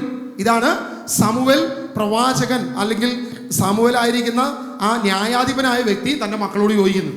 കാരണം മക്കൾ ദൈവത്തോടാണ് പാപം ചെയ്തത്. ദൈവസന്നിധിയിൽ മനുഷ്യർ അവരുടെ പാപമോചനത്തിന് വേണ്ടി ബലികൾ കൊണ്ടുവന്നപ്പോൾ അതിൽ നിന്ന് അവന്മാർക്ക് ആവശ്യമുള്ള ചിക്കനും മട്ടനൊക്കെ അവന്മാർ അടിച്ചു മാറ്റി, നല്ല കൊഴുത്ത കാലുകളൊക്കെ അവന്മാർ അടിച്ചു മാറ്റി. അപ്പോഴാണ് മക്കളോട് ചോദിക്കുന്നത്, ആ വൃത്തിയിട്ടവനെ നിൻ്റെയൊക്കെ പരിപാടി നിർത്തിക്കോണം, കാരണം ദൈവത്തിനോട് നീ പാപം ചെയ്താൽ അതിനെ മാറ്റാൻ ഇന്ന് വരെ ആരുമില്ല, ആരും വരത്തില്ല. കാരണം രണ്ടിനും ഈക്വലൈസ് ചെയ്ത് നിൽക്കുന്ന, അതായത് മനുഷ്യൻ്റെ മനസ്സും അറിയണം, മനുഷ്യൻ്റെ പ്രശ്നത്തെയും അറിയണം, ദൈവത്തിൻ്റെ ഹിതവും അറിയണം, ദൈവത്തോടും പറഞ്ഞ് ഈ പറഞ്ഞ സംഭവം സോൾവ് ചെയ്യാൻ പറ്റണം. അല്ലെങ്കിൽ പറ്റൂ? നടക്കത്തില്ല. ഇപ്പോൾ യുദ്ധം നടക്കുന്നു, പലസ്തീൻ ഇസ്രായേൽ യുദ്ധം നടക്കുന്നു. പലസ്തീൻ ഇസ്രായേൽ യുദ്ധം നടക്കുമ്പോൾ പാകിസ്ഥാൻ ചെന്നിട്ട് മധ്യസ്ഥം വഹിച്ചു കഴിഞ്ഞാൽ ഇസ്രായേൽ പറയും പോയി പണിയൊക്കാൻ പറയും. കാരണം ഇസ്രായേലിനെ സംബന്ധിച്ച് പാകിസ്ഥാൻ അംഗീകരിക്കുന്നില്ല. പക്ഷെ അമേരിക്ക വന്ന് മധ്യസ്ഥം വഹിക്കുമ്പോൾ ഇസ്രായേൽ പറയും ഓക്കെ എന്ന് പറയും. കാരണം ഇസ്രായേൽ അമേരിക്കയെ അംഗീകരിക്കുന്നു, പലസ്തീനും അമേരിക്കയെ അംഗീകരിക്കുന്നു. രണ്ട് രാജ്യങ്ങളും അമേരിക്കയെ അംഗീകരിക്കുന്നതുകൊണ്ടാണ് അമേരിക്കയ്ക്ക് അതിൻ്റെ ഇടയിൽ നിന്ന് ഈ കാര്യം ഒന്ന് സോൾവ് ചെയ്യാൻ പറ്റുന്നത്. ഏതെങ്കിലും ഒരു രാജ്യം അമേരിക്കയെ അംഗീകരിക്കുന്നില്ലെങ്കിൽ പോയി പണിയൊക്കാൻ പറയും, അല്ല? സ്വാഭാവികമായിട്ടും ഒരു വ്യക്തി ഒരിക്കലും അത് ഈ പ്രശ്നത്തെ സോൾവ് ചെയ്യാൻ പറ്റത്തില്ല. അപ്പോൾ ദൈവവും മനുഷ്യനുമായിട്ടുള്ള പ്രശ്നത്തെ സോൾവ് ചെയ്യുന്നത് എങ്ങനെ എന്നാണ് ചോദിക്കുന്നത്. മനുഷ്യനും മനുഷ്യനുമായിട്ടാണെങ്കിൽ ഈ മനുഷ്യന് മുകളിൽ നിൽക്കുന്ന ദൈവത്തിന് ഇത് സാധിക്കും, സോൾവ് ചെയ്യാൻ പറ്റും. ഇവിടെ മനുഷ്യൻ ദൈവത്തോടാണ് പാപം ചെയ്തത്. നിങ്ങൾ ആരെങ്കിലും ദൈവത്തോട് പാപം ചെയ്തിട്ടുണ്ടോ? നിങ്ങൾ ദൈവത്തോട് പാപം ചെയ്തിട്ടുണ്ടോ? മനുഷ്യനോട് ചെയ്തിട്ടുണ്ടോ? അപ്പോൾ നിങ്ങൾ ദൈവത്തോട് ചെയ്ത പാപവും മനുഷ്യനോട് ചെയ്ത പാപവും അവിടെ നിൽക്കുകയാണ്. ഇനി എന്ത് ചെയ്യും? എന്താണ് സോൾവ് ചെയ്യുക? അതാണ് ദൈവവചനം. നമുക്ക് ഒന്നുകൂടി ആ വാക്യം വായിക്കാം. 1 സാമുവേൽ 2-ാം അധ്യായം 25-ാം വാക്യം നമ്മളൊന്ന് വായിക്കുക. മനുഷ്യൻ മനുഷ്യനോട് പാപം ചെയ്താൽ ദൈവം അവന് വേണ്ടി മധ്യസ്ഥം വഹിക്കും. കർത്താവിനോട് പാപം ചെയ്താൽ ആർ മധ്യസ്ഥം വഹിക്കും? ദൈവത്തോട് പാപം ചെയ്താൽ ആരാണ് അതിനുവേണ്ടി മധ്യസ്ഥം വഹിക്കുക? ആർക്കാണ് മധ്യസ്ഥം വഹിക്കാൻ സാധിക്കുക എന്ന് വളരെ വ്യക്തമായിട്ട് ദൈവത്തിന്റെ വചനം ചോദിക്കുക. പറഞ്ഞേ ഹല്ലേലൂയ. യേശുവെ മഹത്വപ്പെടുത്തുന്നു. പുതിയ നിയമത്തിലെ 1 തിമോത്തിയോസ് 2-ാം അധ്യായം അതിന്റെ 5-ാം വാക്യം നമ്മളൊന്ന് വായിക്കുക. 1 തിമോത്തിയോസ്. എന്തെന്നാൽ ഒരു ദൈവമേ ഉള്ളൂ, ദൈവത്തിനും മനുഷ്യർക്കും മധ്യസ്ഥനായി ഒരുവനേയുള്ളൂ, മനുഷ്യനായ യേശു ക്രിസ്തു. ഒരേ ഒരു ദൈവമേ ഉള്ളൂ. നമുക്ക് ആകെ ഒരൊറ്റ ദൈവമേ ഉള്ളൂ. ആ ദൈവത്തിന് മധ്യസ്ഥനായി ഒരുവനേ ഉള്ളൂ. അതാരാണ്? അതാരാണ്? നിങ്ങൾ പറയേ, നിങ്ങളുടെ വായിൽ നാക്കില്ലേ? ആരാണ്? മനുഷ്യനായ യേശു ക്രിസ്തു. നിങ്ങളെ പറഞ്ഞ നേരത്തെ യേശു ദൈവമാണെന്ന് വചനം പറയുന്നു, യേശു മനുഷ്യനാണെന്ന്. ദൈവവചനം പറയുന്നു യേശു മനുഷ്യനാണെന്ന്, എന്നാൽ നിങ്ങൾ പറയുന്നു യേശു ദൈവമാണെന്ന്. ഇവിടെ പറയുന്നു ദൈവത്തിനും മനുഷ്യർക്കും മധ്യസ്ഥനായി ഒരേ ഒരുവനേ ഉള്ളൂ, മനുഷ്യനായ യേശു ക്രിസ്തു അല്ലാതെ മറ്റാരുമില്ല എന്ന് ദൈവം വ്യക്തമായിട്ട് പറയുന്നു. നമ്മൾ നേരത്തെ 2 വാക്യങ്ങൾ വായിച്ചിരുന്നു. അതായത് നിയമാവർത്തന പുസ്തകം 4:24 നമ്മൾ നേരത്തെ വായിച്ചാണ്. ദൈവം ദഹിപ്പിക്കുന്ന അഗ്നിയാണ്. ഇത് തന്നെ ഹെബ്രായ ലേഖനം വ്യക്തമായിട്ട് പറയുന്നുണ്ട്, ദൈവം ദഹിപ്പിക്കുന്ന അഗ്നിയാണ്. അതിന് യാതൊരു കോംപ്രമൈസും ഇല്ല. അപ്പൊ ദൈവം താൻ ഇറങ്ങി വന്ന് ഇതൊന്ന് കോംപ്രമൈസ് ചെയ്യാൻ ശ്രമിച്ചു കഴിഞ്ഞാൽ നമ്മൾ ആരെങ്കിലും ഉണ്ടോ? സീനായ് മലയിൽ ഇറങ്ങി വന്നപ്പോൾ ഒരിക്കൽ മനുഷ്യൻ കണ്ടതാണ് ഈ പരിപാടി അത്ര സുഖമുള്ള പരിപാടിയല്ല, ഇതത്ര ഈസിയുള്ള പരിപാടിയല്ല. നിങ്ങൾ ആരെങ്കിലും ഈ പബ്സും സീറ്റ് പൊറോട്ടയും ഒക്കെ ഉണ്ടാക്കുന്ന സ്ഥലം കണ്ടിട്ടുണ്ടോ? കണ്ടിട്ടുണ്ടോ? എന്താണ് അതിനെ പറയുക? ബോർബ. അതിൻ്റെ പ്രൊനൗൺസിയേഷൻ ഒന്നും ശരിയാണെന്ന് എനിക്കറിയില്ല. കാര്യം മനസ്സിലാക്കുക, അത്രേ ഉള്ളൂ. തങ്കപ്പനും ഇളയപ്പനൊന്നുമില്ല, ബോർബ, അത്രേ ഉള്ളൂ, വേറെ അതൊന്നുമില്ല. അപ്പോൾ ഈ സാധനത്തിൻ്റെ അകത്തോട്ട് പോയി 2 ദിവസം കിടന്നുറങ്ങാൻ പറ്റുമോ? കാരണം എന്താ? അടിയിൽ തീയിരിക്കുകയാണ്. അപ്പം ദൈവം ദഹിപ്പിക്കുന്ന അഗ്നിയാണെങ്കിൽ നമുക്ക് എന്ത് ചെയ്യാൻ പറ്റും? ദൈവത്തിന് ഇങ്ങോട്ട് ഇറങ്ങി വരാൻ പറ്റുമോ? നമുക്ക് ദൈവത്തിൻ്റെ അടുത്തോട്ട് ചെല്ലാൻ പറ്റുമോ? ഏതെങ്കിലും തരത്തിൽ ദൈവവുമായിട്ടുള്ള നമ്മുടെ പ്രശ്നത്തെ ഒന്ന് പരിഹരിക്കാൻ പറ്റുമോ? എങ്ങനെയെങ്കിലും ഈ പ്രോബ്ലത്തെ ഒന്ന് സോൾവ് ചെയ്യാൻ പറ്റുമോ? എങ്ങനെ സോൾവ് ചെയ്യും? എങ്ങനെ ഈ പ്രശ്നം മാറ്റും? കാരണം സർവശക്തനായ ദൈവം ദഹിപ്പിക്കുന്ന അഗ്നിയാണ്. മനുഷ്യനാകട്ടെ ദൈവത്തോട് പാപം ചെയ്തിരിക്കുകയാണ്. മനുഷ്യൻ മനുഷ്യനോട് പാപം ചെയ്തിട്ടുണ്ടെങ്കിൽ ദൈവം സ്വർഗത്തിലിരുന്ന് അത് സോൾവ് ചെയ്യുന്നു, 2 പേരുടെ ഹൃദയത്തിൽ നിന്ന് മാറ്റുന്നു. പക്ഷേ മനുഷ്യൻ ദൈവത്തോട് ചെയ്ത പാപത്തിന് നിരപ്പാക്കേണ്ടതിന് യാതൊരു വഴിയും കാണുന്നില്ല. അവിടെയാണ് ഉൽപ്പത്തി പുസ്തകം 3-ാം അധ്യായം അതിൻ്റെ 15-ാം വാക്യം നമ്മളോട് ഒരു പ്രവചനം പറയുകയാണ്. മനുഷ്യപുത്രൻ അല്ലെങ്കിൽ സ്ത്രീയുടെ സന്തതി പിശാചിന്റെ തല തകർക്കുമെന്നൊരു പ്രവചനം അവിടെ കൊടുക്കുകയാണ്. ആ പ്രവചനത്തിന്റെ പൂർത്തീകരണമാണ് ഗലാത്യ ലേഖനം 4:4 പറയുന്നത്. കാലസമ്പൂർണത വന്നപ്പോൾ, എന്നാൽ കാലസമ്പൂർണത വന്നപ്പോൾ ദൈവം തന്റെ പുത്രനെ അയച്ചു. അവൻ സ്ത്രീയിൽ നിന്ന് ജാതനായി. ദൈവം താൻ തന്റെ പുത്രനെ ഈ ഭൂമിയിലേക്ക് അയക്കുന്നു. അവനാകട്ടെ സ്ത്രീയിൽ നിന്ന് ജാതനായി ഈ ഭൂമിയിലേക്ക് വന്നു എന്ന് ദൈവത്തിന്റെ വചനം പറയുന്നു. ഫിലിപ്പി ലേഖനം അതിന്റെ 2-ാം അധ്യായം അതിന്റെ 6-ാം വാക്യം കൂടി നമ്മളത് വായിക്കുക. ഫിലിപ്പി ലേഖനം 2:6. ദൈവത്തിന്റെ രൂപത്തിലായിരുന്നുവെങ്കിലും, ദൈവത്തിന്റെ രൂപത്തിൽ, സമാനതയിൽ, ഈക്വലേഷൻ, യാതൊരുവിധ കുറവുമില്ല, അതേ മഹത്വത്തിൽ ആയിരുന്നുവെങ്കിലും അവൻ ദൈവവുമായുള്ള ആ സമാനത നിലനിർത്തേണ്ട ഒരു കാര്യമായി പരിഗണിക്കാതെ തന്നെ ശൂന്യനാക്കിക്കൊണ്ട് ദൈവത്വത്തെ ശൂന്യമാക്കി ദാസന്റെ രൂപം സ്വീകരിച്ച് മനുഷ്യരുടെ സാദൃശ്യത്തിലായി തീർന്ന് മനുഷ്യരുടെ സാദൃശ്യത്തിലേക്ക് താഴോട്ട് ഇറങ്ങി വന്നു.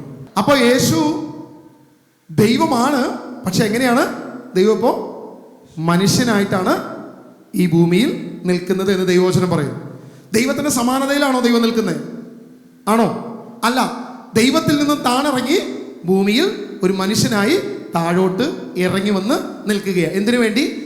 നമ്മളും ദൈവവും തമ്മിലുള്ള ഒരു പ്രശ്നത്തെ, ഒരു പ്രോബ്ലത്തെ സോൾവ് ചെയ്ത്, അതിനെ കോംപ്രമൈസ് ചെയ്ത് എനിക്കും ദൈവവും തമ്മിലുള്ള ബന്ധം പൂർണ്ണമായി യോജിപ്പിക്കുക. എന്തുകൊണ്ടാണ് ദഹിപ്പിക്കുന്ന അഗ്നിയിൽ ഞാൻ ദഹിച്ചു പോകുന്നത്?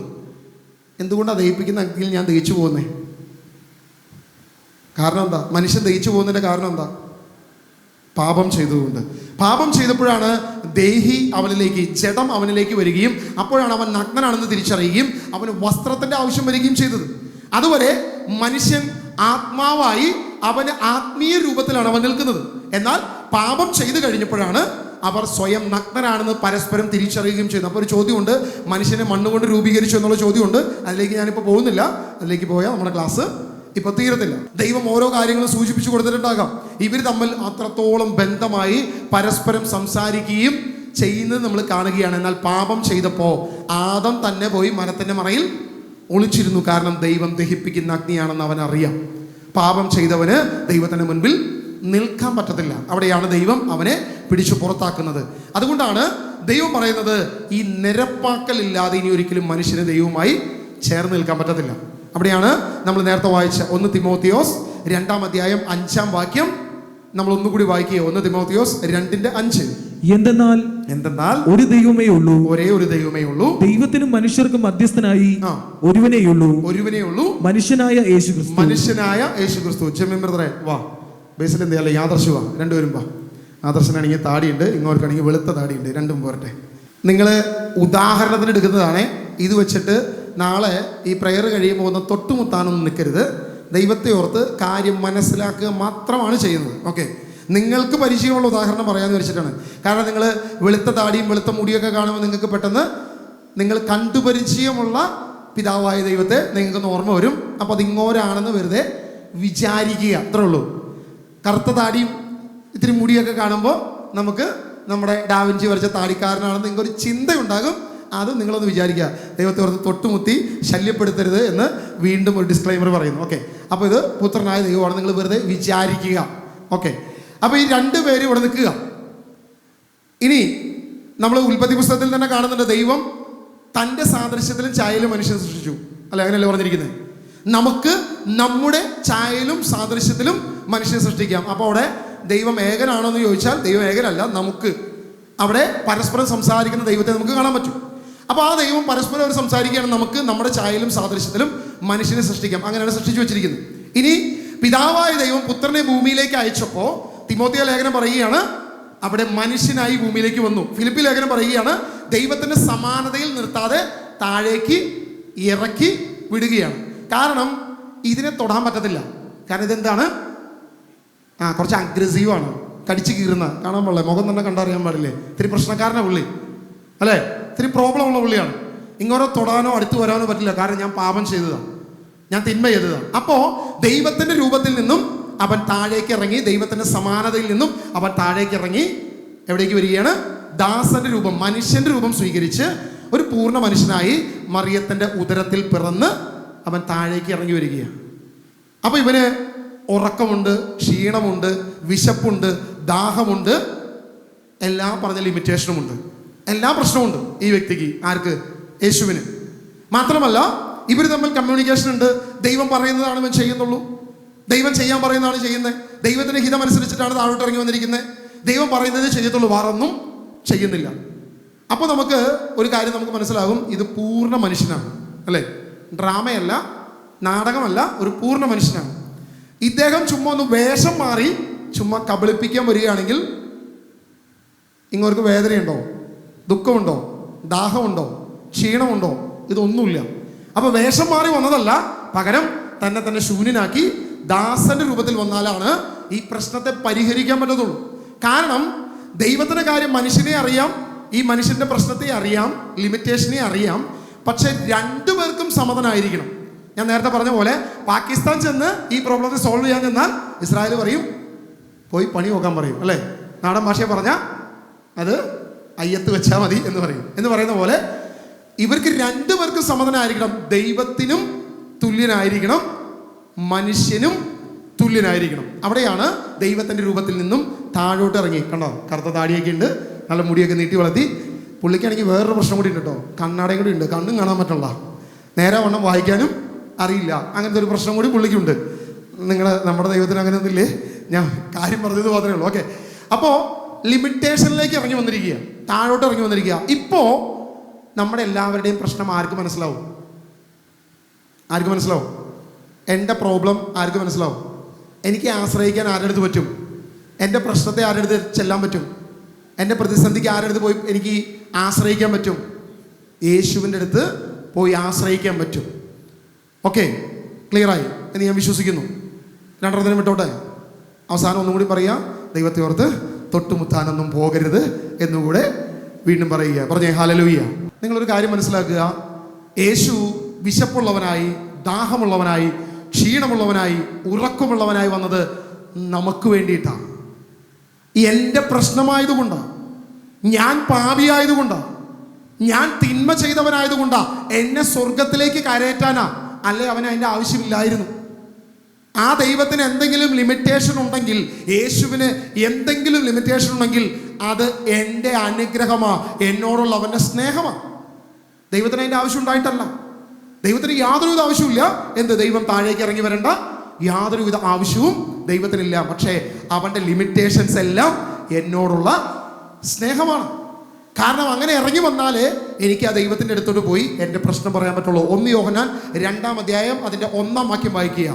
എൻ്റെ കുഞ്ഞുമക്കളെ, സ്നേഹത്തോടെ വിളിക്കുന്ന എൻ്റെ കുഞ്ഞുമക്കളെ, ഏറ്റവും പ്രതിസന്ധിയുള്ള, പ്രശ്നമുള്ള, ധ്യാനം കൂടി മാനസാന്തരപ്പെട്ട എല്ലാമുള്ള എൻ്റെ കുഞ്ഞുമക്കളെ, നിങ്ങൾ പാപം ചെയ്യാതിരിക്കേണ്ടതിന് ആണ് ഞാൻ ഇവ എഴുതിയിരിക്കുന്നത്. എന്നാൽ ആരെങ്കിലും പാപം ചെയ്യാനിടയാൽ തന്നെ പിതാവിന്റെ സന്നിധിയിൽ നമുക്കൊരു മധ്യസ്ഥനുണ്ട്, നീതിമാനായ യേശുക്രിസ്തു. നീതിമാനായ മനുഷ്യനായി ഭൂമിയിലേക്ക് താണിറങ്ങി വന്ന സർവശക്തനായ യേശുക്രിസ്തു നിങ്ങൾക്ക് ഒരു മധ്യസ്ഥനായി ഉണ്ട് എന്ന് നിങ്ങൾ മനസ്സിലാക്കുവിൻ. യേശു എന്തുകൊണ്ട് താണിറങ്ങി വന്നു? താണിറങ്ങി വന്നപ്പോൾ ഇനി യേശു ദൈവമാണോ എന്നുള്ള ചിന്ത കൂടെ ഉണ്ട്. 1-2 കാര്യം കൂടി നമുക്കൊന്ന് ചിന്തിക്കാം. കാരണം ആ ദിവസത്തെക്കുറിച്ചോ ആ മണിക്കൂറിനെ കുറിച്ചോ എനിക്കറിയില്ല എന്ന് യേശു പറയുന്നു. അപ്പോൾ യേശു ദൈവമായിട്ടും മനുഷ്യനായി നിൽക്കുമ്പോൾ എങ്ങനെ യേശുവിന് അത് അറിയില്ല എന്ന് പറയുന്നു? കാരണം യേശു വ്യക്തമായിട്ട് പറയുന്നു, ഫിലിപ്പി ലേഖനം പറയുന്നു, അവൻ്റെ തുല്യതയിൽ നിന്നും അവൻ താണിറങ്ങി വന്നാണ് നിൽക്കുന്നത്. നേരത്തെ നമ്മൾ ഉദാഹരണം കാണിച്ചതുപോലെ ഈ കറുത്ത താടിക്കാരൻ വന്നിട്ട് പറയുകയാണ്, എനിക്കെല്ലാം അറിയാം, ഞാൻ ഇപ്പോഴും പൂർണ്ണനായിട്ടാണ് നിൽക്കുന്നതെന്ന് പറയാൻ പറ്റുമോ? അങ്ങനെയാണ് ഈ ഫിലിപ്പി ലേഖനം 2-5 മുതലുള്ള വാക്യങ്ങൾ നമുക്ക് വായിക്കണം. അവൻ തന്നെ ശൂന്യനാക്കി താഴേക്ക് ഇറങ്ങി വന്നു എന്നുള്ളത് നമുക്ക് സ്വീകരിക്കാൻ പറ്റത്തില്ല. അവൻ ദൈവത്തിൻ്റെ സമാനത നിലനിർത്താതെ താഴേക്ക് ഇറങ്ങി വന്നു എന്ന് പറയുമ്പോൾ നമുക്കൊരു കാര്യം മനസ്സിലാക്കാം, ആ ദിവസത്തെക്കുറിച്ചോ ആ മണിക്കൂറിനെ കുറിച്ചോ ലോകത്തോട് പറയാനല്ല അവൻ ഇറങ്ങി വന്നിരിക്കുന്നത്. എന്നാൽ അപ്പസ്തോല പ്രവൃത്തിയിൽ ഇതേ ചോദ്യം തന്നെ യേശുവിനോട് ചോദിക്കുന്നുണ്ട്. സെയിം ക്വസ്റ്റ്യൻ തന്നെ, കർത്താവേ, നീ എപ്പോഴാണ് രാജ്യം ഞങ്ങൾക്ക് തിരിച്ചു തരുന്നത്? നീ അതറിയണ്ട, നൺ ഓഫ് യുവർ ബിസിനസ്. അത് ഞങ്ങൾക്കറിയാം ആ സമയം. കാരണം യേശു കാൽവരിയിൽ ക്രൂശിതനായി വിജയം പ്രാപിച്ച് അവൻ്റെ മനുഷ്യത്വം, സർവശക്തനായ യേശു താഴേക്ക് ഇറങ്ങി വന്ന അവൻ്റെ മനുഷ്യത്വം, അവൻ്റെ രക്തം സമർപ്പിച്ച് മറുവിലയാക്കി അവനിതാ പൂർണ്ണ ദൈവമായി വീണ്ടും വന്ന് നിൽക്കുക. എന്നാൽ ഈ ഭൂമിയിൽ നിൽക്കുന്ന യേശു അപ്പോഴും പൂർണ്ണ ദൈവമാണ്. കാരണം നമ്മൾ വായിച്ച വചനങ്ങളിലൂടെ നമ്മൾ ഒന്നും കൂടി സഞ്ചരിക്കാൻ വായിക്കാൻ സമയമില്ല. പക്ഷേ വിശക്കുന്നവനായി ആദ്യം യേശുവിനെ പരീക്ഷിക്കുമ്പോൾ പിശാച് ഈ കല്ലുകളോട് അപ്പമാകാൻ പറഞ്ഞു. യേശു കല്ലുകളെ അപ്പമാക്കി ഭക്ഷിച്ചോ? ഇല്ല. അപ്പം അവൻ്റെ വിശപ്പ് അവന് പ്രശ്നമല്ല. അവൻ മനുഷ്യനായിട്ടും 40 ദിവസം കഴിഞ്ഞിട്ടും അവൻ്റെ വിശപ്പ് അവന് പ്രശ്നമല്ല. അവൻ കല്ലുകളെ അപ്പമാക്കി ഭക്ഷിച്ചില്ല. There is no limitations. Okay. വീണ്ടും പിശാച് അവനെ പരീക്ഷിച്ചു. പക്ഷെ പരീക്ഷയിൽ പിശാച് വിജയിച്ചോ? ഇല്ല. പരീക്ഷയിൽ വിജയിച്ചില്ലെങ്കിൽ അപ്പോഴും നമുക്കറിയാം പിശാചിനെ അവൻ പരാജയപ്പെടുത്തി. 1-ാം മാദം പരാജയപ്പെട്ടെടുത്ത് 2-ാം മാദമായി ക്രിസ്തു വിജയിക്കണമെന്ന് ദൈവത്തിൻ്റെ ഹിതമായിരുന്നു. അത് സംഭവിച്ചു, അതല്ലാതെ മറ്റൊന്നുമില്ല. മത്തായി സുവിശേഷം 8:24 അവൻ ഉറങ്ങുന്നത് കണ്ടു. അവനെ ഉറക്കം എഴുന്നേൽപ്പിച്ചു. അവൻ കാറ്റിനെയും കടലിനെയും ശാസിച്ചു. ഒരു മനുഷ്യന് കാറ്റിനെയും കടലിനെയും ശാസിക്കാൻ പറ്റുമോ? കാറ്റും കടലും അനുസരിക്കുമോ? കാറ്റ് പറയും പീറച്ചെറുക്ക, മാറി നിൽക്കണമെന്ന് പറയും. അവനെയും കൂടി കാറ്റെടുത്തിട്ട് പോകും, അല്ലേ? പക്ഷെ യേശുവിൻ്റെ മുമ്പിൽ കാറ്റും കടലും ശാന്തമായ ശിഷ്യന്മാർ അത്ഭുതത്തോടെ ഇതെന്ത്, കാറ്റും കടലും പോലും ഇവനെ അനുസരിക്കുന്നല്ലോ. വെള്ളത്തിന് മീതെ നടക്കാൻ കഴിയാത്തവനായ മനുഷ്യന് യേശു ക്രിസ്തു വെള്ളത്തിന് മീതെ നടന്ന് താൻ ദൈവമാണെന്ന് അവൻ തെളിയിക്കുന്നു. മനുഷ്യന്റെ ഹൃദയവിചാരങ്ങളെ അറിയുന്നു. നിന്റെ ഹൃദയവിചാരങ്ങൾ അറിഞ്ഞുകൊണ്ട് യേശു ഇങ്ങനെ പറയുന്നു എന്ന് അനേക വചനത്തിൽ കാണുന്നു. യേശു താൻ ദൈവമാണെന്ന് വീണ്ടും തെളിയിക്കുന്നു. അവൻ ക്ഷീണിതനായി, അവൻ തളർന്ന് ഒരു കിണറ്റിൻകരയിൽ ഇരിക്കുന്നു. സ്ത്രീയോട് വെള്ളം ചോദിക്കുന്നു. പക്ഷേ വെള്ളം കുടിക്കുന്നതായി നമ്മൾ കാണുന്നില്ല, ഭക്ഷണം കഴിക്കുന്നതായി നമ്മൾ കാണുന്നില്ല. ശിഷ്യർ പോയി അപ്പുറത്ത് പോയി ഭക്ഷണം വാങ്ങിക്കൊണ്ടെന്ന് വരുമ്പോൾ യേശു പറയുക, നിങ്ങളറിയാത്തൊരു ഭക്ഷണം എനിക്കുണ്ട്, ഞാനത് കഴിച്ചിരിക്കുന്നു. അവൻ്റെ ക്ഷീണമോ അവൻ്റെ ദാഹമോ അവൻ്റെ പ്രശ്നമല്ല. യേശു കരഞ്ഞു. പക്ഷേ ആ കരച്ചിലിൻ്റെ അവസാനം ലാസറിനെ ഉയർപ്പിച്ച് ലോകത്തിന് സന്തോഷം നൽകിയിട്ട് പറഞ്ഞു, പുനരുദ്ധാനവും ജീവനും ഞാനാണെന്ന് പ്രഖ്യാപിച്ചുകൊണ്ട് അവൻ പൂർണ്ണ ദൈവമാണെന്ന് യേശു ലോകത്തിന് മുമ്പിൽ പ്രഖ്യാപിച്ചു. പിതാവ് ചെയ്യുന്നത് മാത്രമേ എനിക്ക് ചെയ്യാൻ സാധിക്കത്തുള്ളൂ എന്ന് യോഹന്നാന്റെ സുവിശേഷത്തിൽ പറഞ്ഞ അതേ ദൈവം പറയുക, ഞാനും പിതാവും തുല്യനാ. അതുകൊണ്ട് പിതാവ് ചെയ്യുന്നത് പുത്രനും ചെയ്യുന്നു. They are equals. No separation, no limitations. ഒരു കുറവുമില്ല എനിക്ക് ദൈവമായിട്ട്. കാരണം പുത്രനായി ഭൂമിയിൽ നിൽക്കുമ്പോൾ തന്നെ യേശു പ്രഖ്യാപിക്കുക, ഞാൻ സർവശക്തനായ ദൈവം തന്നെയാണ്, എനിക്കൊരു കുറവുമില്ല. എന്നാൽ ഞാൻ താഴോട്ട് മനുഷ്യനായി നിങ്ങളുടെ പ്രശ്നം കൊണ്ട്, നിങ്ങളുടെ പാപം കൊണ്ട് നിങ്ങളെ രക്ഷിക്കാൻ ഞാനിതാ ഇറങ്ങി വന്നിരിക്കുന്നു. ഇതാ ഈ പാനപാത്രം കഴിയുമെങ്കിൽ എന്നിൽ നിന്നും അകറ്റണമേ. ലേവ്യ പുസ്തകത്തിൽ ഒരു പുരോഹിതൻ ദൈവസന്നിധിയിൽ ജനത്തിന് വേണ്ടിയും തനിക്ക് വേണ്ടിയും പ്രാർത്ഥിക്കുന്ന അതേ പ്രാർത്ഥന യേശു പ്രാർത്ഥിക്കുക. എൻ്റെ ഹിതമല്ല, ഞാനൊരു നാടകം കളിക്കാൻ വന്നേക്കുന്നല്ല, ഞാൻ വേദന സഹിച്ച് കഷ്ടങ്ങൾ സഹിച്ച് അനുഭവിച്ച് തന്നെയാണ് ഞാൻ നടത്തുന്നത്. ഇതെൻ്റെ ഹിതമല്ല, പിതാവിൻ്റെ ഹിതമെന്ന് യേശു ഏറ്റു പറയുന്നു. ഏലി ഏലി ലമാ സബക്താനി, എൻ്റെ ദൈവമേ എൻ്റെ ദൈവമേ നീ എന്തുകൊണ്ട് എന്നെ ഉപേക്ഷിച്ചു എന്ന് പറയുമ്പോൾ ദൈവം താൻ അവൻ്റെ സമാനത നിലനിർത്താതെ താഴേക്ക് ഇറങ്ങി വന്ന് വേദന സഹിക്കുകയാണ്, വേദന അനുഭവിക്കുകയാണ്. നമുക്കറിയാം നമ്മുടെ ഇന്ത്യൻ പട്ടാളമൊക്കെ സൈന്യം യുദ്ധത്തിന് പോകുമ്പോൾ എല്ലാവിധ സജ്ജീകരണം കൂടെ പോകുന്നത്, അല്ലേ? നമ്മുടെ ഇന്ത്യൻ പ്രധാനമന്ത്രിയും അല്ലെങ്കിൽ ഇന്ത്യൻ പ്രസിഡൻ്റൊക്കെ സഞ്ചരിക്കുമ്പോൾ ബുള്ളറ്റ് പ്രൂഫ് വാഹനമായിരിക്കും. എതിരാളി വന്ന് വെടിവെക്കും, എല്ലാം വേസ്റ്റ് ആവും. കാരണം എന്താ? അത് ബുള്ളറ്റ് പ്രൂഫാണ്, അല്ലേ? അതുപോലെ സൈന്യവും എല്ലാ ശരീരവും ഹെൽമറ്റും ഇതൊക്കെ ബുള്ളറ്റ് പ്രൂഫ് ആയിരിക്കും. യേശു ബുള്ളറ്റ് പ്രൂഫ് ധരിച്ചിട്ട് മറ്റേ ചാട്ടവാറം കൊണ്ട് അടിക്കുമ്പോൾ എന്ന് പറഞ്ഞൊരു കരച്ചിലടിച്ചിട്ട് അയ്യേ പറ്റിച്ചേ, ഒന്നും പറ്റിയില്ല. ആണോ? അങ്ങനെയാണോ? ആണോ? അല്ല. അവൻ കരയും, അവൻ നിലവിളിക്കും. കാരണം അവൻ പൂർണ്ണ മനുഷ്യനായ ഭൂമിയിൽ നിൽക്കുന്നത്. എനിക്കും നിങ്ങൾക്കുമുള്ള എല്ലാ വേദനകളും അവനുണ്ട്. എനിക്കും നിങ്ങൾക്കുമുള്ള എല്ലാ ദുഃഖങ്ങളും എല്ലാ വിഷമങ്ങളും എല്ലാ പ്രതിസന്ധികളും എല്ലാ പ്രശ്നങ്ങളും അവനുണ്ട്. പക്ഷെ പാപമൊഴികെ സകലത്തിലും ദൈവം താൻ മനുഷ്യനായി ഭൂമിയിലേക്ക് കടന്നു വന്നു. കാരണം എന്നെ ദൈവസന്നിധിയിൽ എത്തിക്കുവാൻ, മനുഷ്യൻ ദൈവത്തോട് ചെയ്ത പാപത്തെ നിരപ്പാക്കി ദൈവസന്നിധിയിൽ എത്തിക്കുവാനാ അവൻ ലിമിറ്റേഷൻസിൽ ഈ ഭൂമിയിലേക്ക് ഇറങ്ങി വന്നേ. അവൻ നമുക്ക് വേണ്ടി ഇറങ്ങി വന്നേ, നമ്മളെ ദൈവസന്നിധിയിൽ എത്തിക്കുവാൻ. ഈ പാപം കൃമിയായ സാധാ മനുഷ്യനായ നമ്മളെ ദൈവത്തിലേക്ക് എത്തിക്കുവാൻ അവൻ ഇറങ്ങി വന്നേ. അവനാണ് നമ്മുടെ സർവശക്തനായ യേശു, സർവശക്തനായ ദൈവം. അവനാണ് നമ്മുടെ സർവശക്തനായ ദൈവം. കർത്താവ് പറയുക, പിതാവ് എന്നേക്കാൾ വലിയവൻ. എന്തുകൊണ്ട് യേശു പറഞ്ഞു പിതാവ് എന്നേക്കാൾ വലിയവൻ? അവൻ ശൂന്യനായി ദാസന്റെ രൂപം സ്വീകരിച്ച് താഴെ നിൽക്കുന്നവൻ അതേ പറയാൻ പറ്റത്തുള്ളൂ, പിതാവിനേക്കാൾ വലിയവൻ. അല്ലാതെ പറയാൻ പറ്റുമോ? ഞാനും പിതാവും, യേശു പറഞ്ഞു ഞാനും പിതാവും ഒന്നാണ്, എന്നെ കാണുന്നവൻ പിതാവിനെ കാണുന്നു. അത് യേശു പറഞ്ഞിട്ടുണ്ട് ഇപ്പുറത്ത്.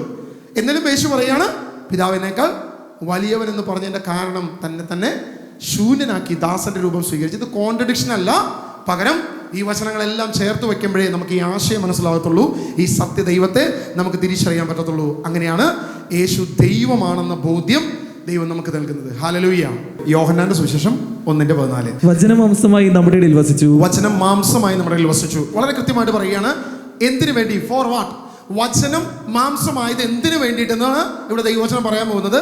ആദ്യം പറയുകയാണ്, വചനം, ദൈവത്തോടു കൂടിയായിരുന്ന വചനം മാംസമായി ഒരു മനുഷ്യനായി ഈ ഭൂമിയിലേക്ക് അവതരിച്ചു. എന്തിനു വേണ്ടി? ബാക്കിയൊന്ന് വായിച്ചോ. അവന്റെ മഹത്വം നമ്മൾ ദർശിച്ചു. അവന്റെ മഹത്വം, അവന്റെ ഗ്ലോറി, ദൈവത്തിന്റെ ഗ്ലോറി നമുക്ക് ദർശിക്കാൻ പറ്റി. നേരത്തെ ആ ഗ്ലോറി നമുക്ക് ദർശിക്കാൻ ചെല്ലാൻ പറ്റത്തില്ല, കാരണം ദൈവം ദഹിപ്പിക്കുന്ന അഗ്നിയാണ്. ആ ദഹിപ്പിക്കുന്ന അഗ്നിയുടെ മുമ്പിൽ നമ്മൾ ചെന്നാൽ നമ്മളും ദഹിക്കും, പറ്റത്തില്ല. പക്ഷേ ആ മഹത്വം തന്നെ ദർശിക്കുവാൻ ദൈവം ഒരു കാര്യം ചെയ്യുകയാണ്. കൃപയും സത്യവും നിറഞ്ഞതും പിതാവിന്റെ ഏകജാതന്റെ മഹത്വം, സത്യവും നിറഞ്ഞതുമായ ദൈവം താഴേക്ക് ഇറങ്ങി വരികയാണ്. എന്തൊക്കെയാണ്? കൃപയും സത്യവും നിറഞ്ഞതുമായ ദൈവം. വീണ്ടും രണ്ടുപേരും ഒന്നുകൂടി ഞാൻ വിളിക്കുകയാണ്, പെട്ടെന്ന് വരണം, നമുക്ക് സമയം കുറച്ചേ ഉള്ളൂ. ഒന്ന് കൃപയാണ്, മറ്റൊന്ന് സത്യമാണ്. അപ്പോൾ യേശു സ്നേഹമാണ്, പിതാവായ ദൈവം കുറച്ച് ക്രൂരനാണ്, അല്ലേ? തിന്മ ചെയ്ത അപ്പം തന്നെ ശിക്ഷ, അപ്പം തന്നെ മഹാമാരി, അപ്പം തന്നെ ആഗ്നേയ സർപ്പങ്ങളെ അയക്കുന്നു, വലിയ മോശമൊന്നുമില്ലാത്ത രീതിയിൽ ശിക്ഷിക്കുന്ന ഒരു നീതിമാനായ ദൈവം. നീതിമാനായ ദൈവം, അതാണ് സത്യം. സത്യം എന്താണ്? നീതിയാണ്, അല്ലേ? സത്യത്തിന്റെ ഭാഗത്ത് എന്തെങ്കിലും ഫ്ലക്ച്വേഷൻ ഉണ്ടോ? അങ്ങോട്ടും ഇങ്ങോട്ടും വേരിയേഷൻസ് ഉണ്ടാവുമോ? ഇല്ല. എല്ലാം തുല്യതയിലായിരിക്കും സത്യം നിൽക്കുന്നത്, നീതിയിലായിരിക്കും. അപ്പൊ നീതി അല്ലെങ്കിൽ സത്യം എന്ന് പറഞ്ഞാൽ ഈക്വലാണ്. പാപം ചെയ്താൽ ശിക്ഷ, ഒരു കോംപ്രമൈസും ഇല്ല. നീ പാപം ചെയ്താൽ ശിക്ഷിക്കുന്ന ഈ ചേട്ടനെ നോക്കി വെച്ചോ, ഇങ്ങോട്ട് അത്ര ശരിയല്ല, പാപം ചെയ്ത് ശിക്ഷിക്കും. അപ്പോൾ പുള്ളി എന്താണ്? സത്യമായിട്ട് ഇവിടെ നിന്ന് നിൽക്കുക, സത്യമായിട്ട് നിൽക്കുക. ഇനി ഇങ്ങോരാണ് കൃപ. കൃപ, നിനക്ക് യോഗ്യതയൊന്നുമില്ല, നിനക്ക് അർഹതയൊന്നുമില്ല, പക്ഷെ സൗജന്യമായി തരാം, സൗജന്യമായി തരാം. പ്രധാനമന്ത്രി അല്ല, കേരള മുഖ്യമന്ത്രി പറയുകയാണ്, അടുത്ത ക്രിസ്മസ് ആയിട്ട് നിങ്ങൾക്ക് ഒരു കിറ്റ് തരാം. സൗജന്യമാണോ? സൗജന്യമാണോ? നമ്മുടെ ടാക്സ് കൊണ്ടുപോയിട്ടാണ് ഒരു കിറ്റ് എന്ന് വോട്ട് വാങ്ങുന്നത്. വോട്ട്, ഞാൻ രാഷ്ട്രീയം പറയുന്നില്ല, പെട്ടെന്ന് വന്നു എന്ന് പറഞ്ഞു മാത്രമേ ഉള്ളൂ. ആരെങ്കിലും ഉണ്ടെങ്കിൽ ക്ഷമിക്കുക. അപ്പം ഇദ്ദേഹം പറയുകയാണ്, സൗജന്യമായി ഞാനെല്ലാം തരാം, സൗജന്യമായി. സ്നേഹമാണ് പുള്ളി, എല്ലാം സ്നേഹത്തിലൂടെ തരുന്നത്. ഇത് രണ്ടും കൂടി ഒരുമിച്ച് പോവോ? ഇത് രണ്ടും കൂടി ഒരുമിച്ച് പോവോ? സത്യവും നീതിയും കൂടെ, സ്നേഹവും കൃപയും കൂടെ ഒരുമിച്ച് യാത്ര ചെയ്യാൻ പറ്റുമോ? ഇങ്ങോര് പറയുന്നത് ഇവിടെ കോൺട്രഡിക്ഷൻ ആവും, ഇങ്ങോര് പറയുന്നത് ഇവിടെ പ്രശ്നമാവും. ഇപ്പൊ ഇവർ രണ്ടുപേരുടെ മുമ്പിൽ ഒരാൾ വന്ന് നിൽക്കുക, ഒരു മൂന്നാമതൊരു പേഴ്സൺ, ഞാൻ തന്നെ വന്ന് നിൽക്കുക. ഞാൻ പാപം ചെയ്തു, ഞാൻ തിന്മ ചെയ്തു, എന്നെ ദൈവരാജ്യത്തിലേക്ക് എത്തിക്കണം. അപ്പോൾ ഇദ്ദേഹം പറയും, നീ പോയി ശിക്ഷ അനുഭവിക്കും, നീ ശിക്ഷിക്കപ്പെടും, അല്ലാതെ നിന്നെ ദൈവരാജ്യത്തിലേക്ക് എത്തിക്കാൻ പറ്റത്തില്ല. ഇദ്ദേഹം പറയുക, നോ, ഞാൻ നിന്നെ ദൈവരാജ്യത്തിലേക്ക് എത്തിക്കാം, പകരം ഞാൻ നിന്നെ സ്നേഹമാണ്. ഇങ്ങോട്ട് ശിക്ഷിക്കില്ലല്ലോ. ഇയാൾ ശിക്ഷിക്കുമോ? ഇല്ല. നല്ല മോന്തല്ലേ, കുഴപ്പമില്ലല്ലോ അല്ലേ, പ്രശ്നമില്ല, പാവ കണ്ണടയ്ക്കണമെന്നുള്ളൂ. അപ്പൊ ഇദ്ദേഹം ശിക്ഷിക്കാതെ കൃപയിൽ എന്നെ വീണ്ടെടുക്കുക നിൽക്കുകയാണ്. ഇദ്ദേഹമാകട്ടെ ശിക്ഷയായിട്ട് നിൽക്കുക, യാതൊരുവിധ കോംപ്രമൈസും ഇല്ല. അവിടെയാണ് ദൈവവചനം പറയുന്നത്, വചനം മാംസമായി നമ്മുടെ ഇടയിൽ വസിച്ചു. എന്തിനു വേണ്ടി? കൃപയും സത്യവുമായി നിറയുവാൻ. കൃപയും വരണം, സത്യവും വരണം. ഇത് രണ്ടും ഒരുമിച്ച് പോകണം.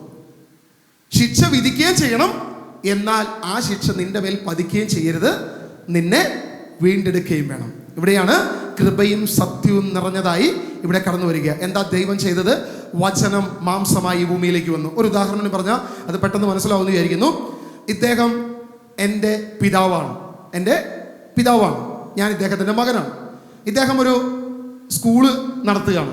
ആ സ്കൂളിൻ്റെ പ്രിൻസിപ്പൽ ഇദ്ദേഹമാണ്. ഈ സ്കൂളിൻ്റെ പ്രിൻസിപ്പൽ ഇദ്ദേഹമായി നിൽക്കെ തന്നെ അവിടെ ഒരു നിയമമുണ്ട്, യൂണിഫോം ധരിക്കണം, കൃത്യമായി യൂണിഫോം ഉണ്ടായിരിക്കണം. യൂണിഫോം ഇല്ലെങ്കിൽ കഴിഞ്ഞ ദിവസം ഹിജാബ് ധരിച്ചു വന്ന കുഞ്ഞിനെ പുറത്താക്കിയതുപോലെ മോളെ പുറത്തിരിക്കാൻ പറയും, വേറെ വഴിയില്ല. അല്ലെങ്കിൽ 500 രൂപ ഫൈൻ അടച്ചു വേണമെങ്കിൽ ക്ലാസ്സിലിരിക്കാം. ഇതാണ് സ്കൂളിൻ്റെ നിയമം. നിയമാവലിയിൽ ഇത് എഴുതി വെച്ചിരിക്കുക. ഇത് എഴുതിയത് ഈ ക്രൂരനായ ഇങ്ങോരാണ്. ഇങ്ങോട്ട് എഴുതി വെച്ചിരിക്കുന്ന കാര്യമാണ്. ഇത് വേറൊരു മാറ്റം പറ്റാൻ പറ്റത്തില്ല, ഒരു രീതിയിലും ഇത് മാറ്റം വരുത്താൻ പറ്റത്തില്ല. അപ്പോൾ ഞാൻ പോകുന്ന വഴിക്ക് ഇന്നും കൂടി എൻ്റെ കൊച്ച് കാലത്ത് പോന്നു കഴിഞ്ഞപ്പോൾ വൊമിറ്റ് ചെയ്തു. കാലത്ത് പോന്നു കഴിഞ്ഞപ്പോൾ എൻ്റെ വൈഫിനോട് പറഞ്ഞു, 2 ഡ്രസ്സ് എടുത്ത് വെച്ചോ, കൊച്ച് വൊമിറ്റ് ചെയ്യും കാറിൽ, അതുകൊണ്ട് കർത്താവ് ഇന്നത് ബ്ലസ് ചെയ്തത് അഴിക്കണം കർത്താവ്. അമേൻ, ഹല്ലേലൂയ. അതായത് കൊച്ച് ഒരു ദൂരെ യാത്ര ചെയ്യുമ്പോൾ പെട്ടെന്ന് വൊമിറ്റ് ചെയ്യും. അപ്പോൾ ഞാൻ പറഞ്ഞു, അവൾക്ക് യൂണിഫോമാണ് ഇവിടെ വരുമ്പോൾ നീലയാണ് പറഞ്ഞിരിക്കുന്നത്. ഞാൻ പറഞ്ഞു, കർത്താവേ വൊമിറ്റ് ചെയ്യരുത്, വൊമിറ്റ് ചെയ്താൽ ഇനി ഞാൻ വേറെ പോകുന്ന വഴിക്ക് അടുത്ത് ചുരിദാർ വാങ്ങണം. ചുരിദാർ വാങ്ങാനുള്ള കാശ് ഇപ്പോൾ പോക്കറ്റിലില്ല. സ്വാഭാവികമായിട്ട് ഞാൻ പറഞ്ഞു കർത്താവിനോട് പ്രാർത്ഥിച്ചു. പക്ഷേ എന്നിട്ട് 2 പ്രാവശ്യം വൊമിറ്റ് ചെയ്തു. 50 പൈസ കവർ എന്നെ രക്ഷിച്ചു. ചുരിദാറിൽ നിന്നും എന്നെ 50 പൈസ കവർ രക്ഷിച്ചു എന്ന് മാത്രം പറഞ്ഞാൽ മതി. എന്തുവാകട്ടെ, ഇത് അബദ്ധത്തിൽ ഈ കൊച്ചു ഛർദ്ദിച്ചു. അപ്പനും ഞാനും കൂടി സ്കൂളിൽ പോകുന്ന വഴിക്ക് ഞാൻ ഛർദ്ദിച്ചു. എൻ്റെ യൂണിഫോം മുഴുവൻ വൃത്തികേടായി. എനിക്ക് ഏറ്റവും ഇമ്പോർട്ടൻ്റ് ആയിട്ടുള്ള സെമസ്റ്റർ എക്സാമാണ് നടക്കുന്നത്. എൻ്റെ അപ്പൻ എന്നോട് സ്നേഹമുള്ളവൻ, നീ ക്ലാസ്സിൽ കയറണ്ട, പോകാൻ പറയുമോ?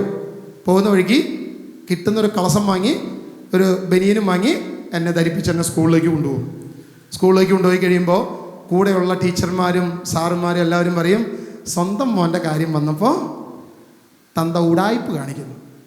അല്ല, അങ്ങനെയല്ലേ പറയത്തുള്ളൂ അല്ലേ? സെക്യൂരിറ്റിക്കാരൻ ചോദിക്കും, ഏതത്? എൻ്റെ മോനടാ, കയറ്റ്, വേറെ വഴിയില്ല.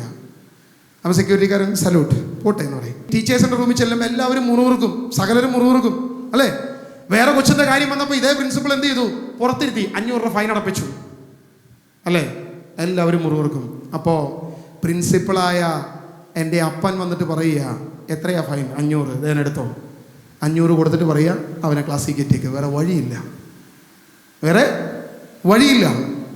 ഇവിടെയാണ് യോഹന്നാന്റെ സുവിശേഷം 1:14 പറയുന്നത്, വചനം മാംസമായി ഈ ഭൂമിയിൽ വന്നു, ഞാനും നിങ്ങളും ഏറ്റെടുക്കേണ്ട ശിക്ഷ, നമ്മുടെ ശരീരത്തിൽ വരേണ്ട പാപത്തിന്റെ ശിക്ഷയായ പരിഹാരം അവൻ കാൽവരിയിൽ ക്രൂശിതനായി എനിക്ക് വേണ്ടി, നിങ്ങൾക്ക് വേണ്ടി അവൻ ശിക്ഷ ഏറ്റെടുത്തു. അവൻ ശിക്ഷ സഹിച്ചു, സകലതും ശിക്ഷ സഹിച്ചിട്ട് അവൻ പറയുക, ഇതാ കൃപയും സത്യവും ഒരുമിച്ച് വന്നിരിക്കുക. കൃപ പോലെ തന്നെ, സത്യം പോലെ തന്നെ ഇവിടെ നിറവേറ്റി അല്ലേ? വല്ല മാറ്റമുണ്ടോ? സത്യവും നീതിയും ഇപ്പോഴും നിലനിൽക്കുന്നു. വെള്ളത്താടിക്കും ഒരു മാറ്റവും. ഇങ്ങോട്ട് നീതി പോലെ അത് ചെയ്തു, ഒരു മാറ്റവുമില്ല. പക്ഷേ അതേ കൃപ, അതേ സ്നേഹം ഇപ്പോഴും നിലനിൽക്കുന്നു. നിങ്ങൾക്ക് വേണ്ടിയുള്ള ശിക്ഷ, പരിഹാരം, സൊല്യൂഷൻ ആള് തന്നെ കണ്ടു.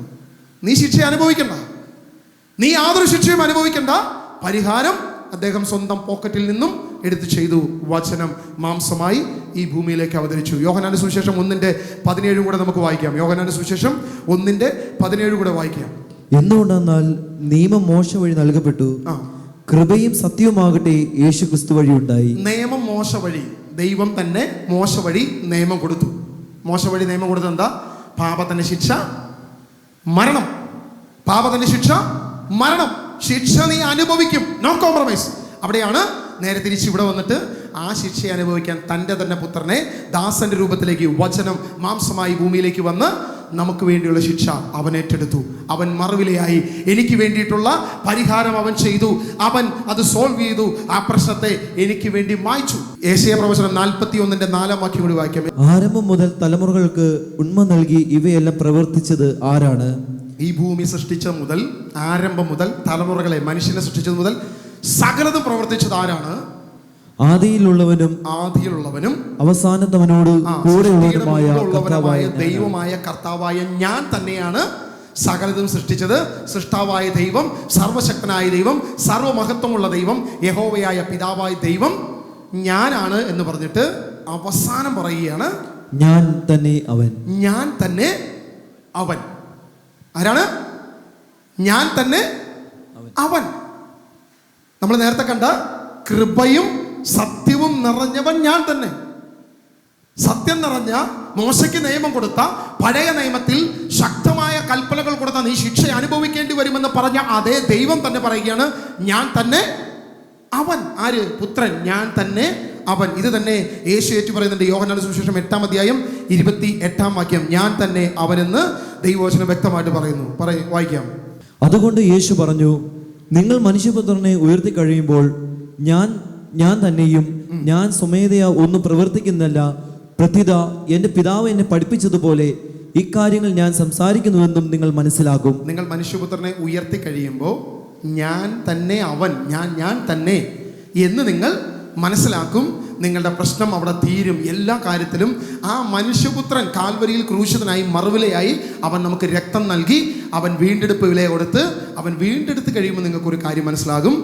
ഈ ക്ഷീണമുള്ള, ഈ ദാഹമുള്ള, ഈ ഉറക്കമുള്ള, ഈ പ്രതിസന്ധികളും ലിമിറ്റേഷനുമുള്ള യേശു കർത്താവ് തന്നെയാണ് സർവശക്തനായ ദൈവമെന്നും അവൻ ദൈവത്തിന് തുല്യനായിരുന്നിട്ടും ദാസന്റെ രൂപം സ്വീകരിച്ച് ഇറങ്ങി വന്നത് നിനക്ക് കയറി ചെല്ലാൻ അപ്രാപ്യമായ ആ ദൈവരാജ്യത്തിലേക്ക്, ദൈവസന്നിധിയിലേക്ക് നിന്നെയും എന്നെയും എത്തിക്കുവാൻ ദൈവം താൻ വചനം മാംസമായി ഈ ഭൂമിയിൽ ഇറങ്ങി വന്നതാണ്. അവൻ്റെ ലിമിറ്റേഷൻസ് അവൻ എന്നോടുള്ള സ്നേഹമാണ്. അവൻ്റെ ഉറക്കം, അവൻ്റെ ദാഹം, അവൻ്റെ ക്ഷീണം സകലതും എനിക്ക് വേണ്ടി, നമുക്ക് വേണ്ടിയിട്ടുള്ളതാണ്. നമുക്ക് തിരിച്ചറിയാൻ പറ്റും സർവശക്തനായ യേശുവാണ് എൻ്റെ ദൈവമെന്ന് എനിക്ക് ഉറപ്പിച്ചു പറയാൻ പറ്റും. Hallelujah, hallelujah. യേശുവേ ആരാധന.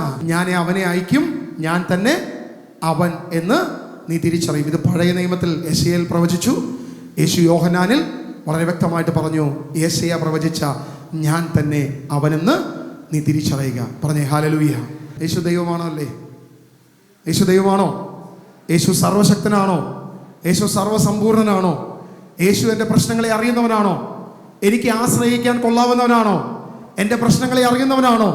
എൻ്റെ പ്രതികൂലങ്ങൾ പോയി പറയാൻ പറ്റുന്നവനാണോ? എൻ്റെ കുറവിനെ നികത്തി ദൈവരാജ്യത്തിൽ എത്തിക്കാൻ കഴിവുള്ളവൻ, ലോകത്ത് ദൈവമെന്ന് അവകാശപ്പെടാൻ കഴിയുന്നുണ്ടെങ്കിൽ യേശുവല്ലാതെ മറ്റാരുമില്ല, മറ്റൊരുവനുമല്ല രക്ഷയ്ക്ക്. സർവശക്തനായ കർത്താവല്ലാതെ മറ്റാരുമില്ല. അവൻ മാത്രമാണ് ദൈവം. നമ്മുടെ കണ്ണുകളെ അടയ്ക്കാം. നമുക്ക് ആശ്രയിക്കാൻ ഒരേ ഒരുവൻ മാത്രമേ ഉള്ളൂ, സർവശക്തനായ ദൈവം. അവനല്ലാതെ മറ്റാരുമില്ല. പ്രിയമുള്ള ദൈവജനമേ, നമുക്ക് കയറി ചെല്ലാൻ പറ്റാത്തടത്ത്, ചില സ്ഥലങ്ങളിൽ നമുക്ക് എത്തിപ്പിടിക്കാൻ പറ്റാതെ ഒരു ഗേറ്റിന് പുറത്ത് വേദനയോടെ, ദുഃഖത്തോടെ, ഭാരത്തോടെ നമ്മൾ നിൽക്കുക. കർത്താവ്, ഞാനത് എങ്ങനെ പ്രാപിക്കും? ഞാനത് എങ്ങനെ കയറി ചെല്ലും? ഞാൻ എങ്ങനെ എൻ്റെ ദൈവത്തിൻ്റെ സന്നിധിയിൽ ചെല്ലും? എൻ്റെ ദൈവത്തോട് ഞാൻ എങ്ങനെ എൻ്റെ പാപങ്ങൾ ഏറ്റുപറയും? കാരണം എൻ്റെ ദൈവം ദഹിപ്പിക്കുന്ന അഗ്നിയാണ്. എൻ്റെ ദൈവം സർവശക്തനായ ദൈവമാണ്. അവൻ്റെ മുൻപിൽ എനിക്ക് ചെല്ലാൻ പറ്റത്തില്ല. അവൻ്റെ മുൻപിൽ എനിക്ക് നിൽക്കാൻ പറ്റത്തില്ല. അവൻ്റെ മുൻപിൽ എനിക്ക് യാതൊരു രീതിയിലും എനിക്ക് എൻ്റെ പ്രശ്നങ്ങളെ പറയാൻ പറ്റത്തില്ല. അവിടെയാണ് വചനം മാംസമായി നമ്മുടെ ഇടയിൽ ഇറങ്ങി വന്നുകൊണ്ട് ദൈവം വിളിച്ചു പറയുന്നത്, മകനെ, നിനക്ക് കഴിയാത്തടത്ത്, നിനക്ക് സാധിക്കാത്തടത്ത് ഞാൻ ദൈവത്തിന്റെ സമാനത നിലനിർത്താതെ താഴേക്ക് ഇറങ്ങി വന്ന് നിന്റെ പ്രതികൂലങ്ങളെ, നിന്റെ പ്രശ്നങ്ങളെ മാറ്റി കാൽവരിയിൽ നിനക്ക് വേണ്ടി ക്രൂശിതനായി, നിനക്ക് വേണ്ടി മറുവില കൊടുത്ത്, നിനക്ക് വേണ്ടി പരിഹാരം ചെയ്ത് സകലതും പൂർത്തിയാക്കി എല്ലാം ഞാൻ ചെയ്തു വച്ചിരിക്കുക. വാ, കയറി വാ, കയറി വാ, എന്റെ രാജ്യം നിനക്ക് വേണ്ടി തുറന്നു വച്ചിരിക്കുക. വാ മകനെ, കയറി വാ എന്ന് ദൈവം നിന്നോട് പറയുകയാണ്. എത്ര പേർക്ക് സാധിക്കും ആ ദൈവത്തിന് മുൻപിലേക്ക് കയറി ചെല്ലാൻ? എത്ര പേർക്ക് സാധിക്കും ആ ദൈവ സന്നിധിയിലേക്ക് ചെല്ലുവാൻ?